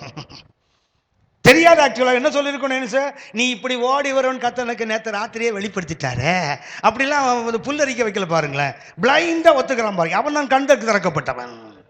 அந்த ஊழியக்காரரே கத்த சொன்னா சொல்லுவேன், சொல்லனா சொல்லல. எந்த தீர்க்கதரிசியை போய் ஜெபம் பண்ண போய் பாருங்க, கர்த்தர் உனக்கு ஒன்றும் சொல்லன்னு சொல்லி ஒருத்தர் கூட அனுப்ப மாட்டாங்க. நீ வர்றதுக்கு முன்னாடியே கர்த்தர் சொல்லிட்டாரு, இப்படி ஒருத்தன் வருவோம், இதை சொல்லுன்னு சொல்லிட்டான்னு கதை. தீர்க்கதரிசி என்றால் யாத கண்கள் பிரகாசமானவன். எப்படி இருக்கிறான் பாருங்க. கர்த்தர் சொன்னால் சொன்னார், கர்த்தர் சொல்லலைன்னா சொல்லல. அந்த தைரியம் இன்னைக்கு அநேக தீர்க்கதரிசிகளுக்கு கிடையாது. ஆனா தான் போலி தீர்க்கதரிசி உருவாதுக்கு காரணம், சொல்ற தீர்க்கதரிசி தவறி போகிறது. ஒரு பாஸ்டருக்கு ஒரு மகள் இருக்கிறார், சின்ன பிள்ளை இருக்கிறார். அடுத்தவருடைய மனைவி கருவுற்றார்கள். பாஸ்டர்மா சபையிலே சொல்லும்போது சொல்லுகிறார், கர்த்தர் தீர்க்க தரிசனமா எனக்கு வெளிப்படுத்தி இருக்கிறார், அடுத்தது வரப்போகிறது பையன், பொண்ணு பிறந்தது. நீ மொட்டை அடிச்சுட்டு ஓட வேண்டியதானே ஊழியத்தை விட்டு? நீ கள்ள தீர்க்க தரிசி நீயே நிரூபிச்சிட்டல்ல. கர்த்தர் என்ன சொன்னா, ஒரு தீர்க்க தரிசி சொல்லி அது மாதிரி நடக்காவிட்டால் அவன் யாரு? அப்படித்தானே சொன்னாங்க. நம்ம ஆள் இருக்கிறான கில்லாடி ஆளுங்க. ஒரு 3 ஆண்டுகளுக்கு முன்னாடி பார்த்தீங்கன்னா ஆவிக்குறது ஒரு பெரிய பரபரப்பு. சுனாமி வந்து தெரியுங்களா? சுனாமி வந்து ஒரு 1-1.5 ஆண்டுகளுக்கு அப்புறம் ஒரு பெரிய பரபரப்பு. ஆவிக்குரிய பத்திரிகைகள், சில கோமாளி பத்திரிகைகள் என்ன எழுதினாங்க தெரியுங்களா? இது நடக்க என்னன்னா, தூத்துக்குடியில் 16 கிலோமீட்டர் உள்ள வந்துருமா கடல். ஞாபகம் இருக்கா? ஹலோ, ஆமா. சென்னையில் நல்ல காலம் எங்க வீடு அதை தாண்டி இருக்குது, கடற்கரையில் இருந்து. அவங்க சொன்னா ஆமா, எஸ்எம்எஸ் தான், ஃபுல்லா எஸ்எம்எஸ். என்ன விசேஷம்னா, நான் ஒரு நாள் ஒரு பாஸ்டர்ஸ் பைபிள் காலேஜ் நடத்திட்டு இருக்கும்போது, நம்மளால தான் என்னதான் சொன்னாலும் செல்ஃபோன் ஆஃப் பண்ண மாட்டோம்ல. Praise the lord. அது கேன் அது மாதிரி பண்ற மாதிரி ஏதாவது பண்ணிடுவோம்ல. இந்த நாயை பார்த்துருக்கீங்களா? வந்து அப்படின்னும். அது நாய் இதெல்லாம் பாக்கெட்லேயே வச்சிருக்க ஒரு நாயை. அப்போ என்ன பண்ணும், எழுந்து குடுகுடுன்னு ஓடுவோம் தெரியுங்களா? நீங்க யாரும் இது வரைக்கும் ஓடலை சரியா? இப்போவாது மியூட்ல வச்சிருந்தா அதை ஆஃப் பண்ணிடுங்க. Price the Lord, price the Lord. நம்ம என்ன பண்ணுவோம், ரிங்டோனை ஆஃப் பண்ணிட்டு வைப்ரேட்டரில் வச்சுப்போம். அது என்ன பண்ணுவோம், இருதயத்தை உலுக்கும். கர்த்தருடைய வார்த்தை உலுக்குதோ இல்லையோ, இது உலுக்குது இருதயத்தை. சரியா? அதனால கிட்ட இருதயத்துக்கு க்ளோஸ் டு ஹார்ட் இதான் இருக்கணும். எனக்கு என்ன ஆச்சரியம்னா, ஒரு 10 வருஷத்துக்கு முன்னாடி எப்படி உயிரோடு இருந்தானே தெரியல எனக்கு. வச்சான்னா காது ஒட்டிக்குது, அது மெல்ட் ஆகி அப்படியே நடக்குது. இது வேற பார்த்தா இப்படி வேற வச்சுக்கிறான் ஆளுங்க. இப்படியா? ஏற்கனவே கோண கழுத்து, இது பத்தாது நீ இப்படி வர வச்சுக்கிட்டேன்னா கழுத்து ஒரு நாள் அப்படி நிமிராம போயிடும், அப்படியே நின்று கழுத்து ஒரு நாள். கவனித்துக் கொள்ளுங்கள். இந்த தீர்க்கதரிசி அவனுக்கு எது வெளிப்படுத்தப்படலையோ அதை என்ன சொல்லல, வெளிப்படுத்தினான்னு சொல்லல பாருங்களேன். அந்த கண்கள் இன்றைக்கு உங்களுக்கும் எனக்கும் வேண்டும்.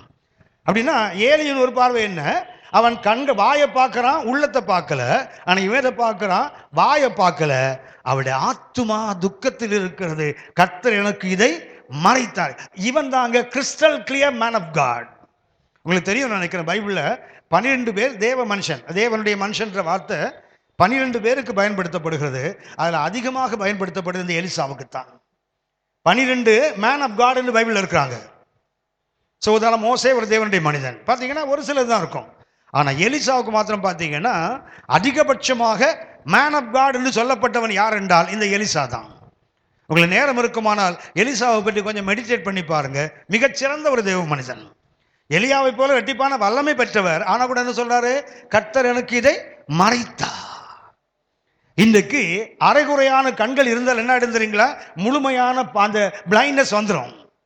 ஆனா திரும்ப ஒரு தெளிவான கண்கள் இருந்தால், யோசித்து பாருங்க, பைபிள்ல நடந்த ஒரு அவுட்ஸ்டாண்டிங் மிராக்கிள் என்ன தெரியுங்களா, செத்து போன ஒரு மனுஷன் அற்புதம் பண்ணது எலிசாவின் எலும்பு மாத்திரம்தான்.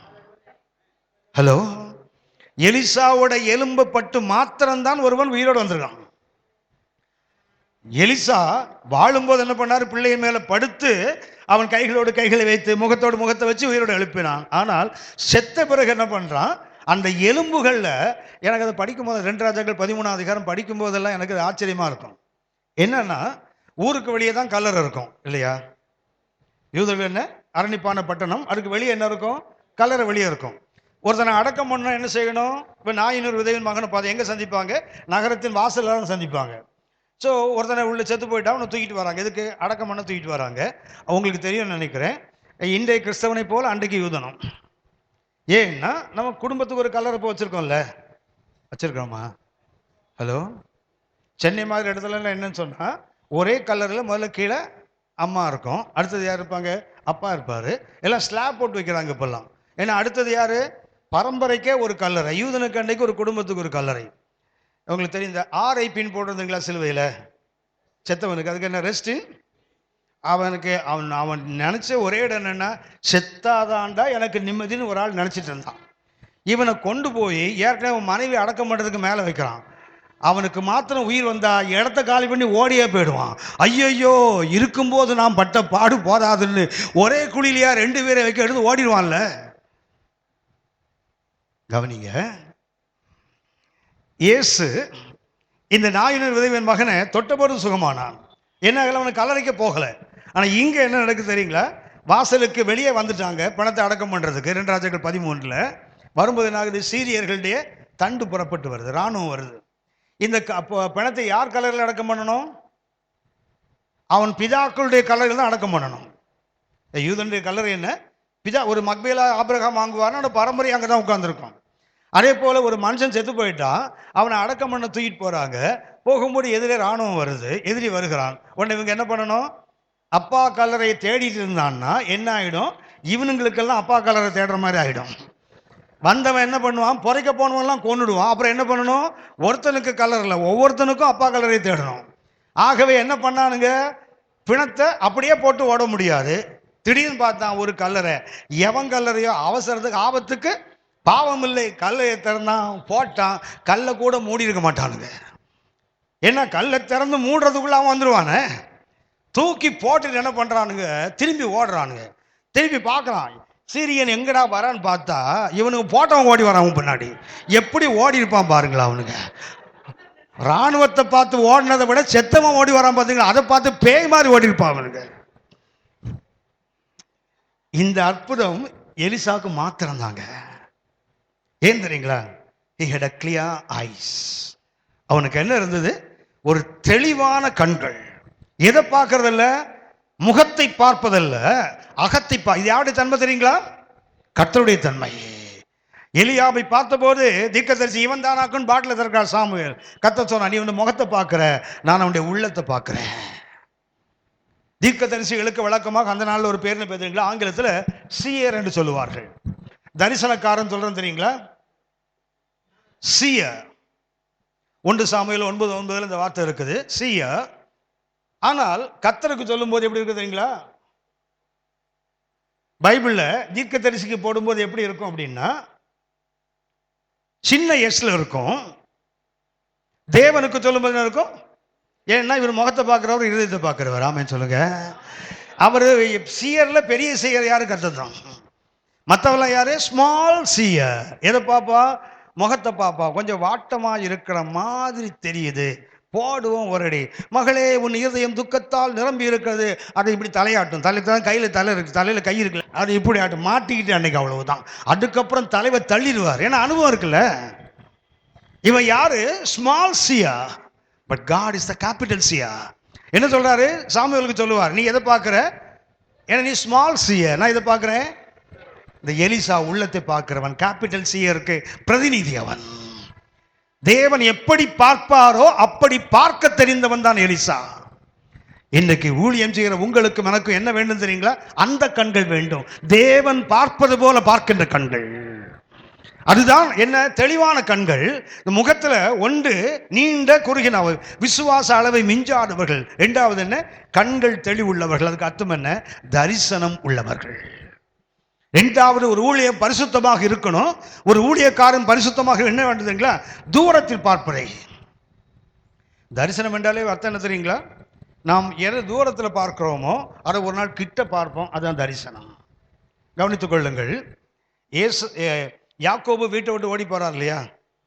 ஓடி போனாரா? விடுங்க, ஓடட்டும். ஒரு பாட்டு பிடிச்சி வச்சுப்பீங்க போல. அங்கே எப்படி எங்களுக்கு தெரியாம அவர் ஓடிடுவாரு? ஐயா அனுப்பி வச்சாங்க. ஏசாவுக்கு பயந்து ஓடுறான், அனுப்பி வச்சாங்களாம். ட்ரெயின்ல ஏறி டாட்டா பாய் அப்படி சொல்லி அனுப்பினாங்களா? அவனை உயிர் பொழைச்சா போதுன்னு என்ன அந்த அம்மா சொல்லிட்டு, எதுக்கு ஒரே நாளில் 2 பேரையும் நான் சாகு கொடுக்கணும், ஓடி தொலைடா, இருக்கவே இருக்கிற அவங்க மாமன், நாய் மாமன். தாய் மாமாவா? அவனை நாய் மாமா தான். ஏன்னா துரத்திட்டு வந்தால 7 நாள், நாய் தானே துரத்தும். ஏங்க, மாமன் எவனா தாய் மாமன் துரத்த மாட்டான். பொண்ணை கொடுத்த மாமனார் கூட துரத்திடுவார். தாய் மாமா என்னன்னா அம்மாவோட, இல்லைன்னா தம்பியோ அண்ணன் தானே. என்ன பண்ணுவாங்க? நம்ம சகோதரி பிள்ளை அப்படி தானே தோணும். இவன் என்ன பண்ண, நாய் மாதிரி 7 நாள் துரத்து வரான் பாருங்களேன். ஒரு வீட்டில் ஒருத்தன் சொன்னான், ஒரு பையன், ஒரு குட்டி பையன் சொன்னான், இந்த ஆள் தாய் மாமாவா நாய் மாமானா வீட்டுக்கு வரும்போது ஒன்றும் வாங்கிட்டு வர மாட்டாரான். அக்கா தங்கச்சி வீட்டுக்கு போனால் வெறுங்கையோடு போகவே கூடாது, ஏதாவது ஒரு மூட்டை வாங்கிட்டு போகணும். பார்த்துருக்கீங்களா? அந்த வீட்டில் அது ஏற்கனவே குட்டி நாய்கள்லாம் இருக்கும், 2-3 இருக்கும். அவங்க மாமாவை பார்த்தோன்னா ஓடி போய் கதவு பின்னாடி ஒழிச்சுப்பாங்க. தெரியுங்களா? எதுக்குன்னா கதவுல ஒரு கேப் இருக்குது, அது வழியா பார்ப்பான் மாமா கையில் என்ன வச்சிருக்காரு. வாங்கிட்டு வரலன்னு வச்சிங்களேன், ரொம்ப பிகு பண்ணுவார், ரெடி பண்ணுவார். அவன் போன பிறகு கேட்பான், உன் அண்ணன் தம்பிங்களுக்கு பொழப்பே கிடையாது, கையால் ஆகாதவனுங்க. ஒரு வீட்டுக்கு வரேன்னா அக்கா எதாவது வாங்கிட்டு வரலாம் கண்டிப்பாக கேட்கும். பார்த்தீங்கன்னா இவ்வளவுதான் இருக்கும், நறுக்குன்னு கேட்கும். அதெல்லாம் கவனி. இந்த பிள்ளைங்களோட சைக்காலஜி இருக்குது, ரொம்ப ரொம்ப வித்தியாசமானது. பிள்ளைகள் சாதாரணமான ஆள் இல்லை. போகட்டும், அவன் இவ்வளவு குட்டியா இருந்து சொல்றான், நாய் மாமான்றான் அவங்க அம்மாவோட தம்பிய. சரியா? லாபான் யாரு தான்? இந்த அம்மா சொல்றாங்க, என்னுடைய சகோதரன் வீட்டுக்கு நீ போயிடு, லாபான் வீட்டுக்கு போயிடு. இவன் போனான், 20 ஆண்டுகள் அங்கே இருக்கிறான், இருந்து உழைத்தான், எல்லாம் சம்பாதிச்சுட்டு அவன் கொண்டு வரும்போது பின்னாடி துரத்திட்டு வரான்ல. துரத்திட்டு வரானா? கவனிச்சு பாருங்க. இவன் ஓடி போகும்போது துக்கம் நிறைந்தனால் ஓடி போகிறான். உங்களுக்கு தெரியும் நினைக்கிறேன். ஓடி போகும்போது யாக்கோபுக்கு எத்தனை வயசு? ஒரு முறை தமிழ்நாட்டில் உள்ள சென்னையில் உள்ள ஒரு பெரிய ஊழியக்காரர் பிரசங்கித்தார். யாக்கோபு ஓடி போகிறான். அவர் வாய்ஸ் இப்படியே தான் இருக்கும். யாக்கோபு ஓடி போகிறான், ஒரு வாலிபனாக தன்னந்தனியனாக ஓடி போகிறான். வாய்ஸ் மாடலுக்கு இருக்கிற மகிமையே வேற தான். அவ உங்கள் மேல் மனதுருகுகிறார் அப்படி சொன்ன அர்த்தம் புதிய வானம் புதிய பூமி தான். அது பார்த்தீங்களா? இப்படி இப்படி இப்படி கையை நீட்டினா அவர் பார்த்தீங்கன்னா வாய்ஸ் மாடுலேஷன் வச்சிருக்கிறாராம். எங்க பாஸ்டர் என்கிட்ட சொல்லுவாரு, தம்பி உங்கள்கிட்ட வாய்ஸ் மாடுலேஷன் இல்லையா? அது எதுக்கு? நான் நடிகரா எனக்கு வாய்ஸ் மாடுலேஷன் வர்றதுக்கு? என் உள்ளம் கிழிச்சிட்டு வார்த்தை எப்படி வருமோ அப்படிதான் வரும் வார்த்தை. எனக்கு இந்த ஏற்ற இறக்கம் நடிகன் இல்லையே. நான் இன்னைக்கு வரைக்கும் பார்த்தீங்கன்னா இந்த டிவிடி எடுக்கிறேன் தெரியுங்களா, அது என்னால் இன்னும் நடிக்க முடியலை. பேசலாம், நீங்கள் கவனிச்சு பாருங்களேன், அந்த டிவிடி எல்லாம் கரெக்டாக தெரியும். எப்படி நின்றுட்டு பரிதாபமாக பேசுகிற மாதிரி இருக்கும். பார்த்துருக்கீங்க? இது வரைக்கும் கவனிக்கலன்னு நினைக்கிறேன். கவனிக்காததுக்கு நன்றி. இன்னும் கவனிச்சு பாருங்க, நல்லா தெரியும். ஆர்டிஃபிஷியலாக பண்ணுறா இருந்தாலும், ஏன்னா அதுக்கு நடிகர்களுக்கு மாத்திரம்தான் வரும். பேசலாம் மகளே அப்படின்னா மகள் அப்படியே மெல்ட் ஆகிடும். பேசலாம் அப்படி பேசணும்னு இன்னைக்கு ஆவிக்குள்ளாக எதிர்பார்க்குறேன். கவனிங்க, இந்த யாக்கோபு துக்கத்தோடு ஓடி போனான அவனுக்கு குறைஞ்சது 65 வயசு இருக்கணும். அப்போ ஹலோ, ஏன்னா ஏசாவுக்கு யாக்கோபுக்கு எத்தனை வயசு வித்தியாசம்? ஒரே வயசா? சரி, அப்போ ஏசாவுக்கு எத்தனை வயசுல கல்யாணம் ஆச்சுது? 40 வயசுல. இப்போ யாக்கோபு 40 வயசு ஆச்சுல்ல? ஆச்சுதா? அப்புறம் யாசா என்ன பண்றாரு? இன்னொரு மனைவி கல்யாணம் பண்றாரு. இவங்கெல்லாம் வந்து மாமியார பஞ்சர் ஆக்குறாங்க. மருமகள் கொடுக்குற குடைச்சல்ல தான் இந்த அம்மா என்ன பண்றாங்க, ஐயோ இந்த ஊர்ல என் பையனுக்கு என்ன பண்ணக்கூடாது, பெண்கள்ல கூடாது, ஆகவே தான் நாய்மாவை வீட்டுக்கு இவ்வளவு துரத்துறாங்க. ஏசா வேற சொல்லிட்டு இருக்காங்க, ஏமாற்றப்பட்டு வஞ்சிக்கப்பட்டு ஆசீர்வாதம் எடுத்தாங்க. ஏறக்குறை 20 ஆண்டுகள் அதுக்கு இடைவெளி. குறைஞ்சது அவருக்கு எத்தனை வயசு இருக்கணும்? இப்போ யோசித்து பாருங்க. இவர் போயிட்டு திரும்பி வர்றாரு இல்லையா? வந்தார். எத்தனை வருஷம்? 20 வருஷம் தானே. 20 வருஷத்துல அவருக்கு எத்தனை பிள்ளைகள் தெரியுங்களா? 13 பிள்ளைகள். 13வது வழியில் வரும்போது நடந்த உண்மைதான். 13 பிள்ளைகள். இந்த வயசில் இவங்க வயசெல்லாம் கணக்கு போட்டு பார்த்தீங்கன்னா யாக்கோபுக்கு குறைஞ்சது எத்தனை வயசு? 65 வயதாவது இருக்கணும். ஒரு இங்க நல்ல அத்தனை வயசு வரைக்கும் கல்யாணம் பண்ணாம வந்திருக்கான் பாருங்க ஆளுங்க. அவன் அது மாதிரி இல்ல, உத்தம புத்திரன். மீதி எல்லாம் சுத்திர புத்திரன். அவன் ஒருத்தன் உத்தம புத்திரன். பாருங்க, அத்தனை வயசு வரைக்கும் என்ன பண்றான்? அம்மா அப்பா பார்க்கட்டும் கல்யாணம் பண்ணிக்கிறேன்னு உட்கார்ந்துருக்கான் பாருங்களேன். இல்லை, அந்த காலத்துல நல்லவன் தான் போல இருக்குது. ஈசாக்கு இருந்தாலும் அவங்க அப்பா ஈசாக்கு இருந்தார் இல்லையா? கவனிச்சு பாருங்க, அவருக்கு எத்தனை வயசு? திருமணமாக 40 வயசு. அவங்க அம்மா சாகும்போது அவருக்கு 37 வயசு. 3 வருஷம் அம்மா இல்லாம துக்கத்தோடு சுத்திட்டு இருக்கிறான். இவர் என்ன பண்றாரு? அம்மாவும் செத்து போச்சுது, பாசம் பாட்டுன்னு அம்மா இல்லை. அடுத்தது என்ன பண்ணணும்? இன்னொரு அம்மா உள்ள வரணும்ல. அதுக்கு என்ன பண்ணணும்? காலேஜ் கேட்ல போய் நிக்கணும். அட்லீஸ்ட் சர்ச்சு கோயில்கிட்டையாவது போய் நின்று பார்க்கணும். சரியா? ஏன்னா ஒண்ணு மாட்டாமலா போகும். கர்த்தருக்கு நமக்கு சபையிலே தானே கர்த்தர் காட்டுவார். நமக்கு பார்த்துருக்கீங்களா? சபைக்கு வெளியே கர்த்தர் காட்டவே மாட்டார், சபைக்குள்ளேயே காட்டுவார். உன் மகனை இவளுக்கு கொடு. அது கூட பார்த்தீங்கன்னா ஒரு படிக்கறியாத ஒரு பெண்ணையும் படித்த ஒரு பையனையும் கர்த்தர் காட்டவே மாட்டார். பணக்கார பையனுக்கு பணக்கார பொண்ணை தான் காட்டுவார். அது மாதிரி வெள்ளையா இருக்கிற பையனுக்கு வெள்ளை பொண்ணை தான் காட்டுவார். உயரமா இருக்கிற பையனுக்கு உயரமா இருக்கிற பொண்ணை தான் காட்டுவார். கர்த்தர் கூட பாருங்களேன், அவர் கூட கமிஷன் வாங்கிட்டு ஏதாவது பண்ணுவார். எனக்கு சந்தேகம் வந்ததுமா சொல்லும்போது, ஒரு சபையில டாக்டர் பையனுக்காக ஜெபம் பண்றாங்க. கடைசி பார்த்தீங்கன்னா அந்த சபையில ஹவுஸ் சர்ஜனா இருக்கிற பொண்ணைத்தான் கர்த்தர் காட்டினார்.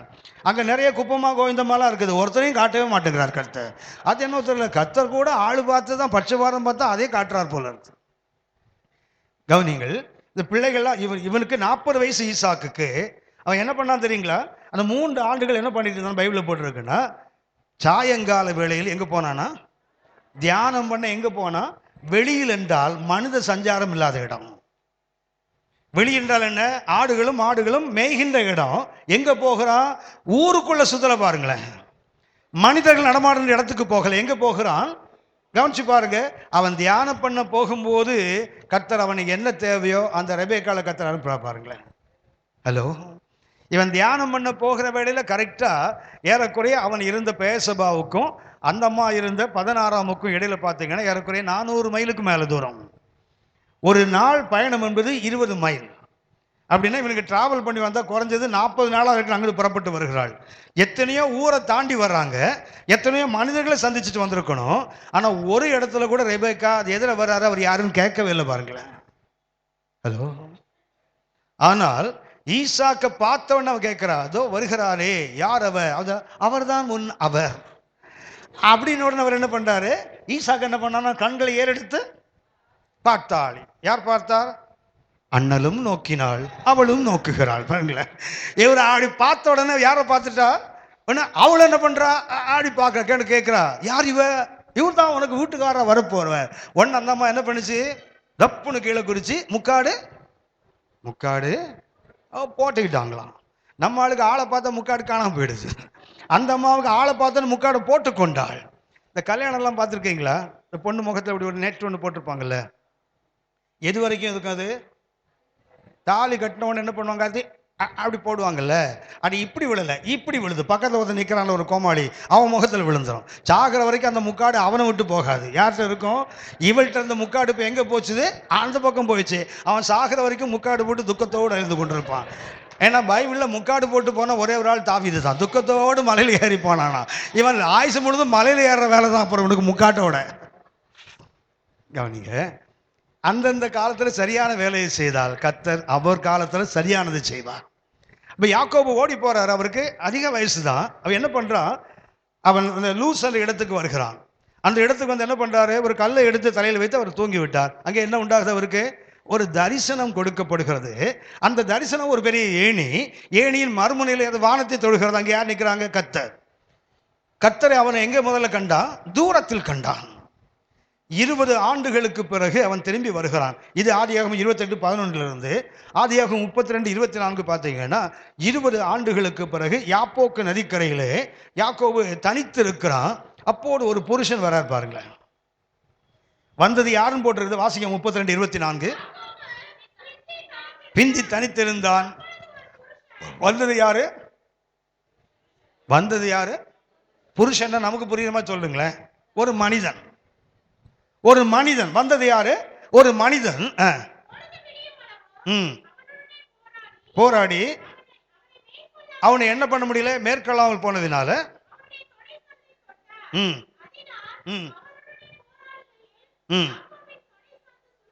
ம் ம் ம் ம் வந்தது யாருன்னு போட்டிருக்குது?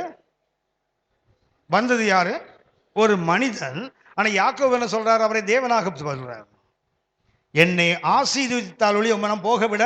அப்படின்னா யாக்கோபுக்கு என்ன தெரியுது? யாரு? தேவன். இவர் எந்த உருவத்தில் வராரு? மனுஷனா ஃபேன்சி காம்படிஷன்ல வராரு, மேக்கப் பண்ணிட்டு வராரு, சாதாரண மனுஷன் மாதிரி வராரு. ஆனா இவனுக்கு உடனே கண்டுபிடிச்சு, என்ன ஏமாத்த முடியாதியா, நீ தானே கடவுள். எப்படா அவனுக்கு தெரியும்? அதை நான் தூரத்தில் பார்த்தனே, 20 வருஷத்துக்கு முன்னாடி தூரத்தில் பார்த்தேன்ல, இப்ப எங்க வந்துட்டீங்க? கிட்ட வந்துட்டீங்க. That is vision. தரிசனம் என்பது என்ன? நாளைக்கு நடக்க போகிறத, நாளைக்கு வரப்போகிறத இன்றைக்கு தூரத்தில் பார்க்க வேண்டும். அதுதான். அதுக்கு என்ன வேண்டும்? ஒழுங்கான கண்கள் வேண்டும். அதைத்தான் அந்த எலிசா என்ன செய்கிறான்? தூரத்தில் வரும்போதே பார்க்கிறான். அவள்கிட்ட போய் கேளு, அவள் சுகமா இருக்கிறாள் அப்படின்னு. அவனுக்கு என்ன தெரிகிறது? அவள் சுகம் இல்லை. அவள் வந்து ஒன்னும் சொல்லாத போதே சொல்கிறான், இவள் ஆத்துமா வியாகுலத்தை. ஏன் தெரியுங்களா? தரிசனம் உள்ள கண்கள்.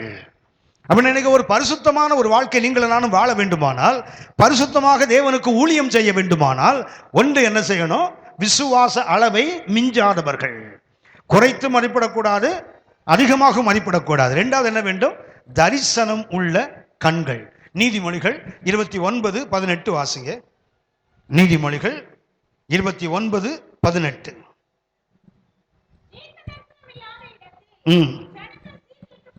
ஒரு சின்ன மாற்றத்தை கொண்டு எழுதி கொள்ளுங்கள். தீர்க்க தரிசனம் அல்ல, தரிசனம் இல்லாத இடத்தில். தமிழ்ல தீர்க்க தரிசனம் மொழியாக்கம் பண்றாங்க இல்லையா? அதுக்கு சரியான translation, where there is no vision people perish. தரிசனம் தீர்க்க தரிசனம் அல்ல. அது தமிழ மொழியாக்கம் பண்ணது போல, it is not prophecy, it is vision.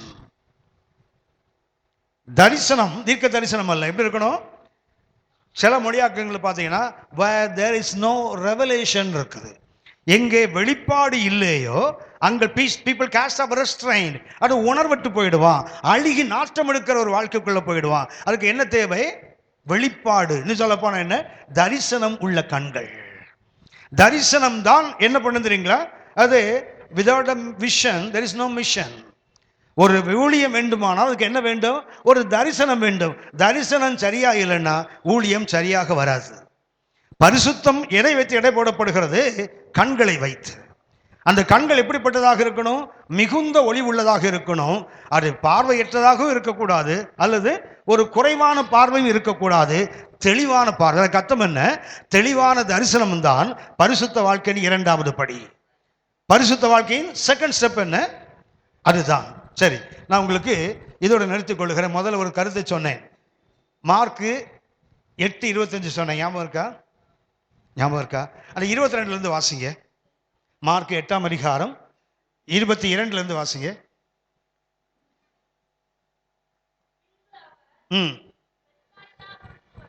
இயேசு எங்கே வருகிறார்? இங்க கவனிங்க. இது என்ன? இயேசு எங்க வராரு?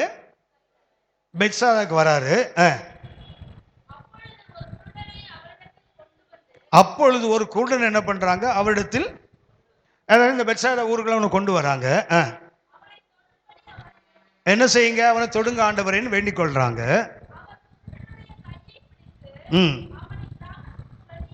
எங்க கூட்டு போறாரு இயேசு? வெளியே கூட்டு போறாரு. பெத்சாதா ஊருக்கு இயேசு வந்தார். பார்வையற்றவன் என்ன பண்றாங்க? அவரிடத்தில் கொண்டு வந்தாங்க. அப்ப நாம எந்த ஊருக்காரனா இருக்கணும்? பெத்சாயிதாக்காரன். சரியா? சரியா? சரியா? கரெக்டா தெரியுமே. சரி இல்லை, ஆனா சரின்னு சொல்லுவீங்கன்னு தெரியுமே. ஹலோ, அதாவது பைபிளை படிக்கிறவங்க தவிர அந்த முண்டக்கண்டை கொஞ்சம் திறந்து பார்க்கறது இல்லை. அதான் இது தெரியாதா எனக்கு? அதான் இது எனக்கு அப்படிதான் போயிட்டு இருக்கிறோம். அவன் இந்த ஊரை சார்ந்தவன் அல்ல. சரியா? சரி, வாசிங்க அப்போ. உமிழ்ந்து கேட்டார்.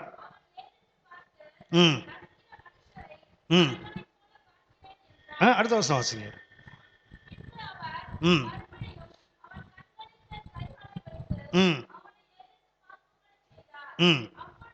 ம் ம் கண்டான். ம் எங்க போகாத? எந்த ஊருக்குள்ள? இங்க தான் வெளியே கொண்டு வந்திருக்காரு, இங்க போகாம.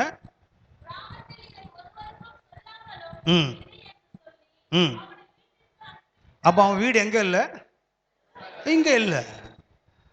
அவன் எந்த ஊர் ஆசாமி இல்ல, பெத்சாயிதா ஆள் இல்ல. இயேசு வந்த மாதிரி என்ன பண்றாங்க, அவனையும் வேறு ஊர்ல இருந்து கொண்டு வராங்க. இங்க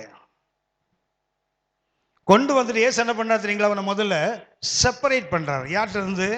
ஒரு கும்பல் அவரை கூட்டு வந்தார் தெரியுங்களா? கண்கள் தெளிவாக தெரிய வேண்டுமானால் என்ன வேணும்? முதல்ல செப்பரேஷன்.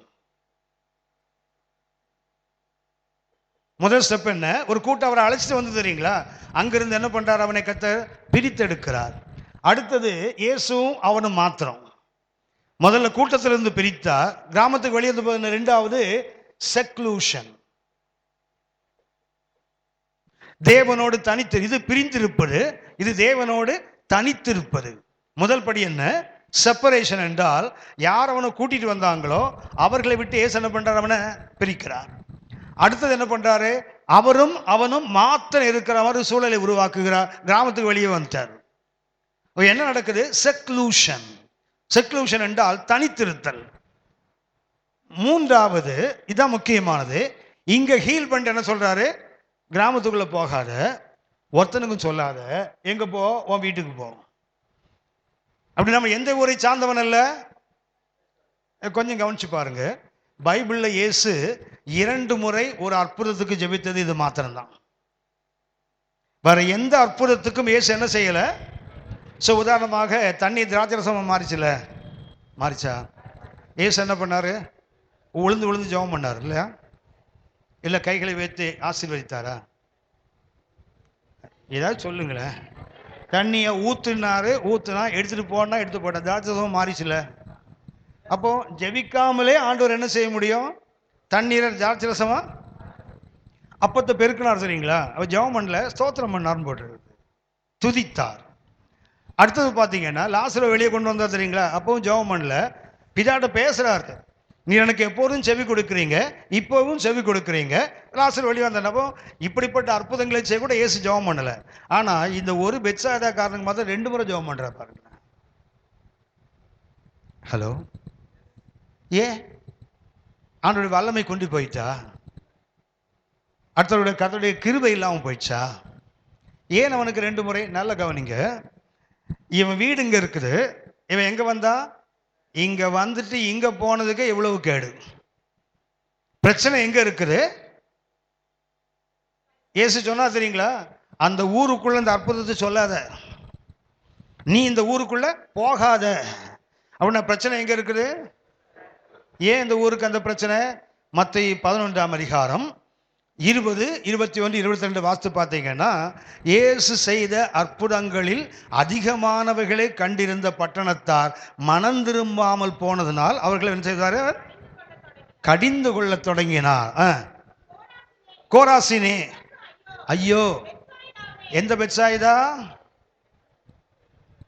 பெத்சாயிதாவை உனக்கு இனிமேல் உன்னில ஒரு அற்புதங்களும் செய்த அற்புதங்களை தீரி செய்தவங்களை செய்திருந்தா அவன் அன்றைக்கே ரெட்டு கொடுத்து சாம்பல்ல உட்காந்து மனம் திரும்பி இருப்பான். அத்தனை அதிகமான அற்புதத்தை பெற்றுக்கொண்டோம்.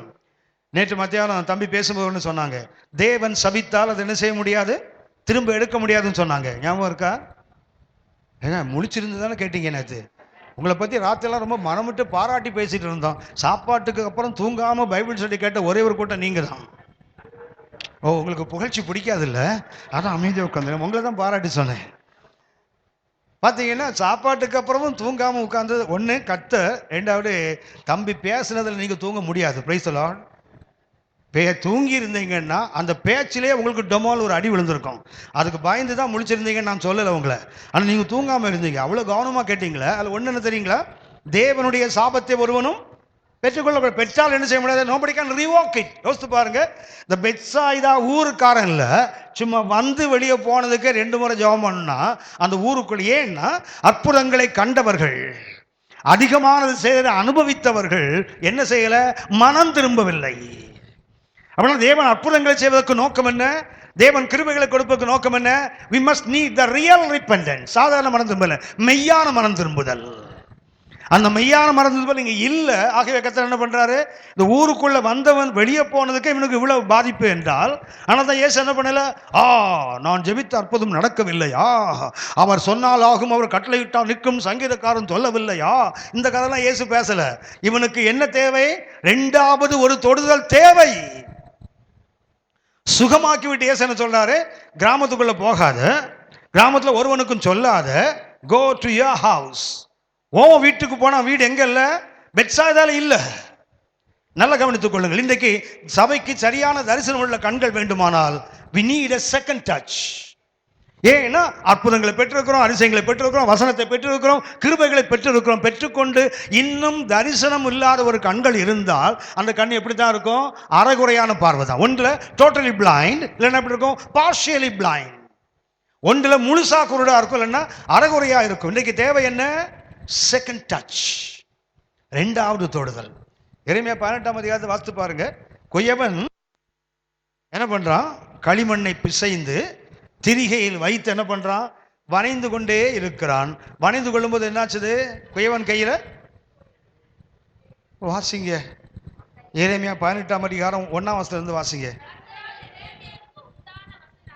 ம் ம்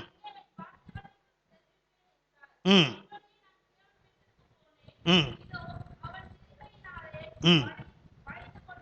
ம் கொண்டிருந்தான்.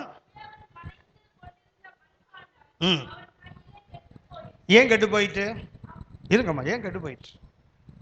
அது அவனெல்லாம் கேட்கணும். எங்களை கேட்டா நாங்க என்ன பண்ணுவோம்? யாரை கேட்கணும்? கொய்வனை கேட்கணுமா? களிமண்ணை கேட்கணுமா? களிமண்ணுக்கு என்ன வாயா இருக்கு பேசுறதுக்கு? சரி, கவனிங்க. ஏன் கெட்டு போயிட்டு? நம்ம பிரசங்க என்ன பண்ணுவாங்க தெரியுங்களா? அந்த மண் என்ன செய்யல, சரியாக பிசையப்படாதனால ஒரு சின்ன கட்டிகள், சின்ன கற்கள் அப்படிலாம் இருந்தது தானே. ஹலோ அம்மா தானே? அதனால வணையும் போது என்னாச்சுது? அந்த கட்டி இல்லைன்னா பிசைய வரும்போது உடஞ்சி போச்சுல. நம்ம எப்போதுமே ஒன்றை மறந்து போயிடுறோம். யாராவது ஒருத்தர் சொன்னா அதை அப்படியே பிடிச்சுக்கிறோம். வேத வசனம் அதை ஒத்து வருகிறதான்னு பார்க்கறதே இல்லை. கவனிங்க. விதைக்கிறவன் ஒருவன் புறப்பட்டான். சில விதை எங்க விழுந்தது? வழி அருகே. சில விதை எங்க விழுந்தது? கற்பாறை இருந்தது. சில எங்க விழுந்தது? அப்படின்னு அர்த்தம் என்ன? விதைக்கிறவன் உருப்படாதவன். எங்க 75% வீணாக்கிட்டான்ல. 25 எங்க விழுது? வழி அருகே. பறவைகள் வந்து எடுத்து போட்டுச்சு. அடுத்தது எங்க விழுந்தது? கற்பாறை நிலத்துல. கொஞ்சம் வளர்ந்தது, கீழே ஆழம் வேறு ஆழமா போற கரிஞ்சு போச்சு. அடுத்தது என்னாச்சுது? முள் வளர்ந்து நெருக்கி போட்டது இல்லை. அப்படின்னா சில விதை தான் எங்க விழுது? அவன் 100 விதையை கொண்டு வந்தா 75 வீணா போச்சு. சில சில சில சில அப்படின்னா என்ன முடிவுக்கு வரணும்? விதைக்கிறவன்.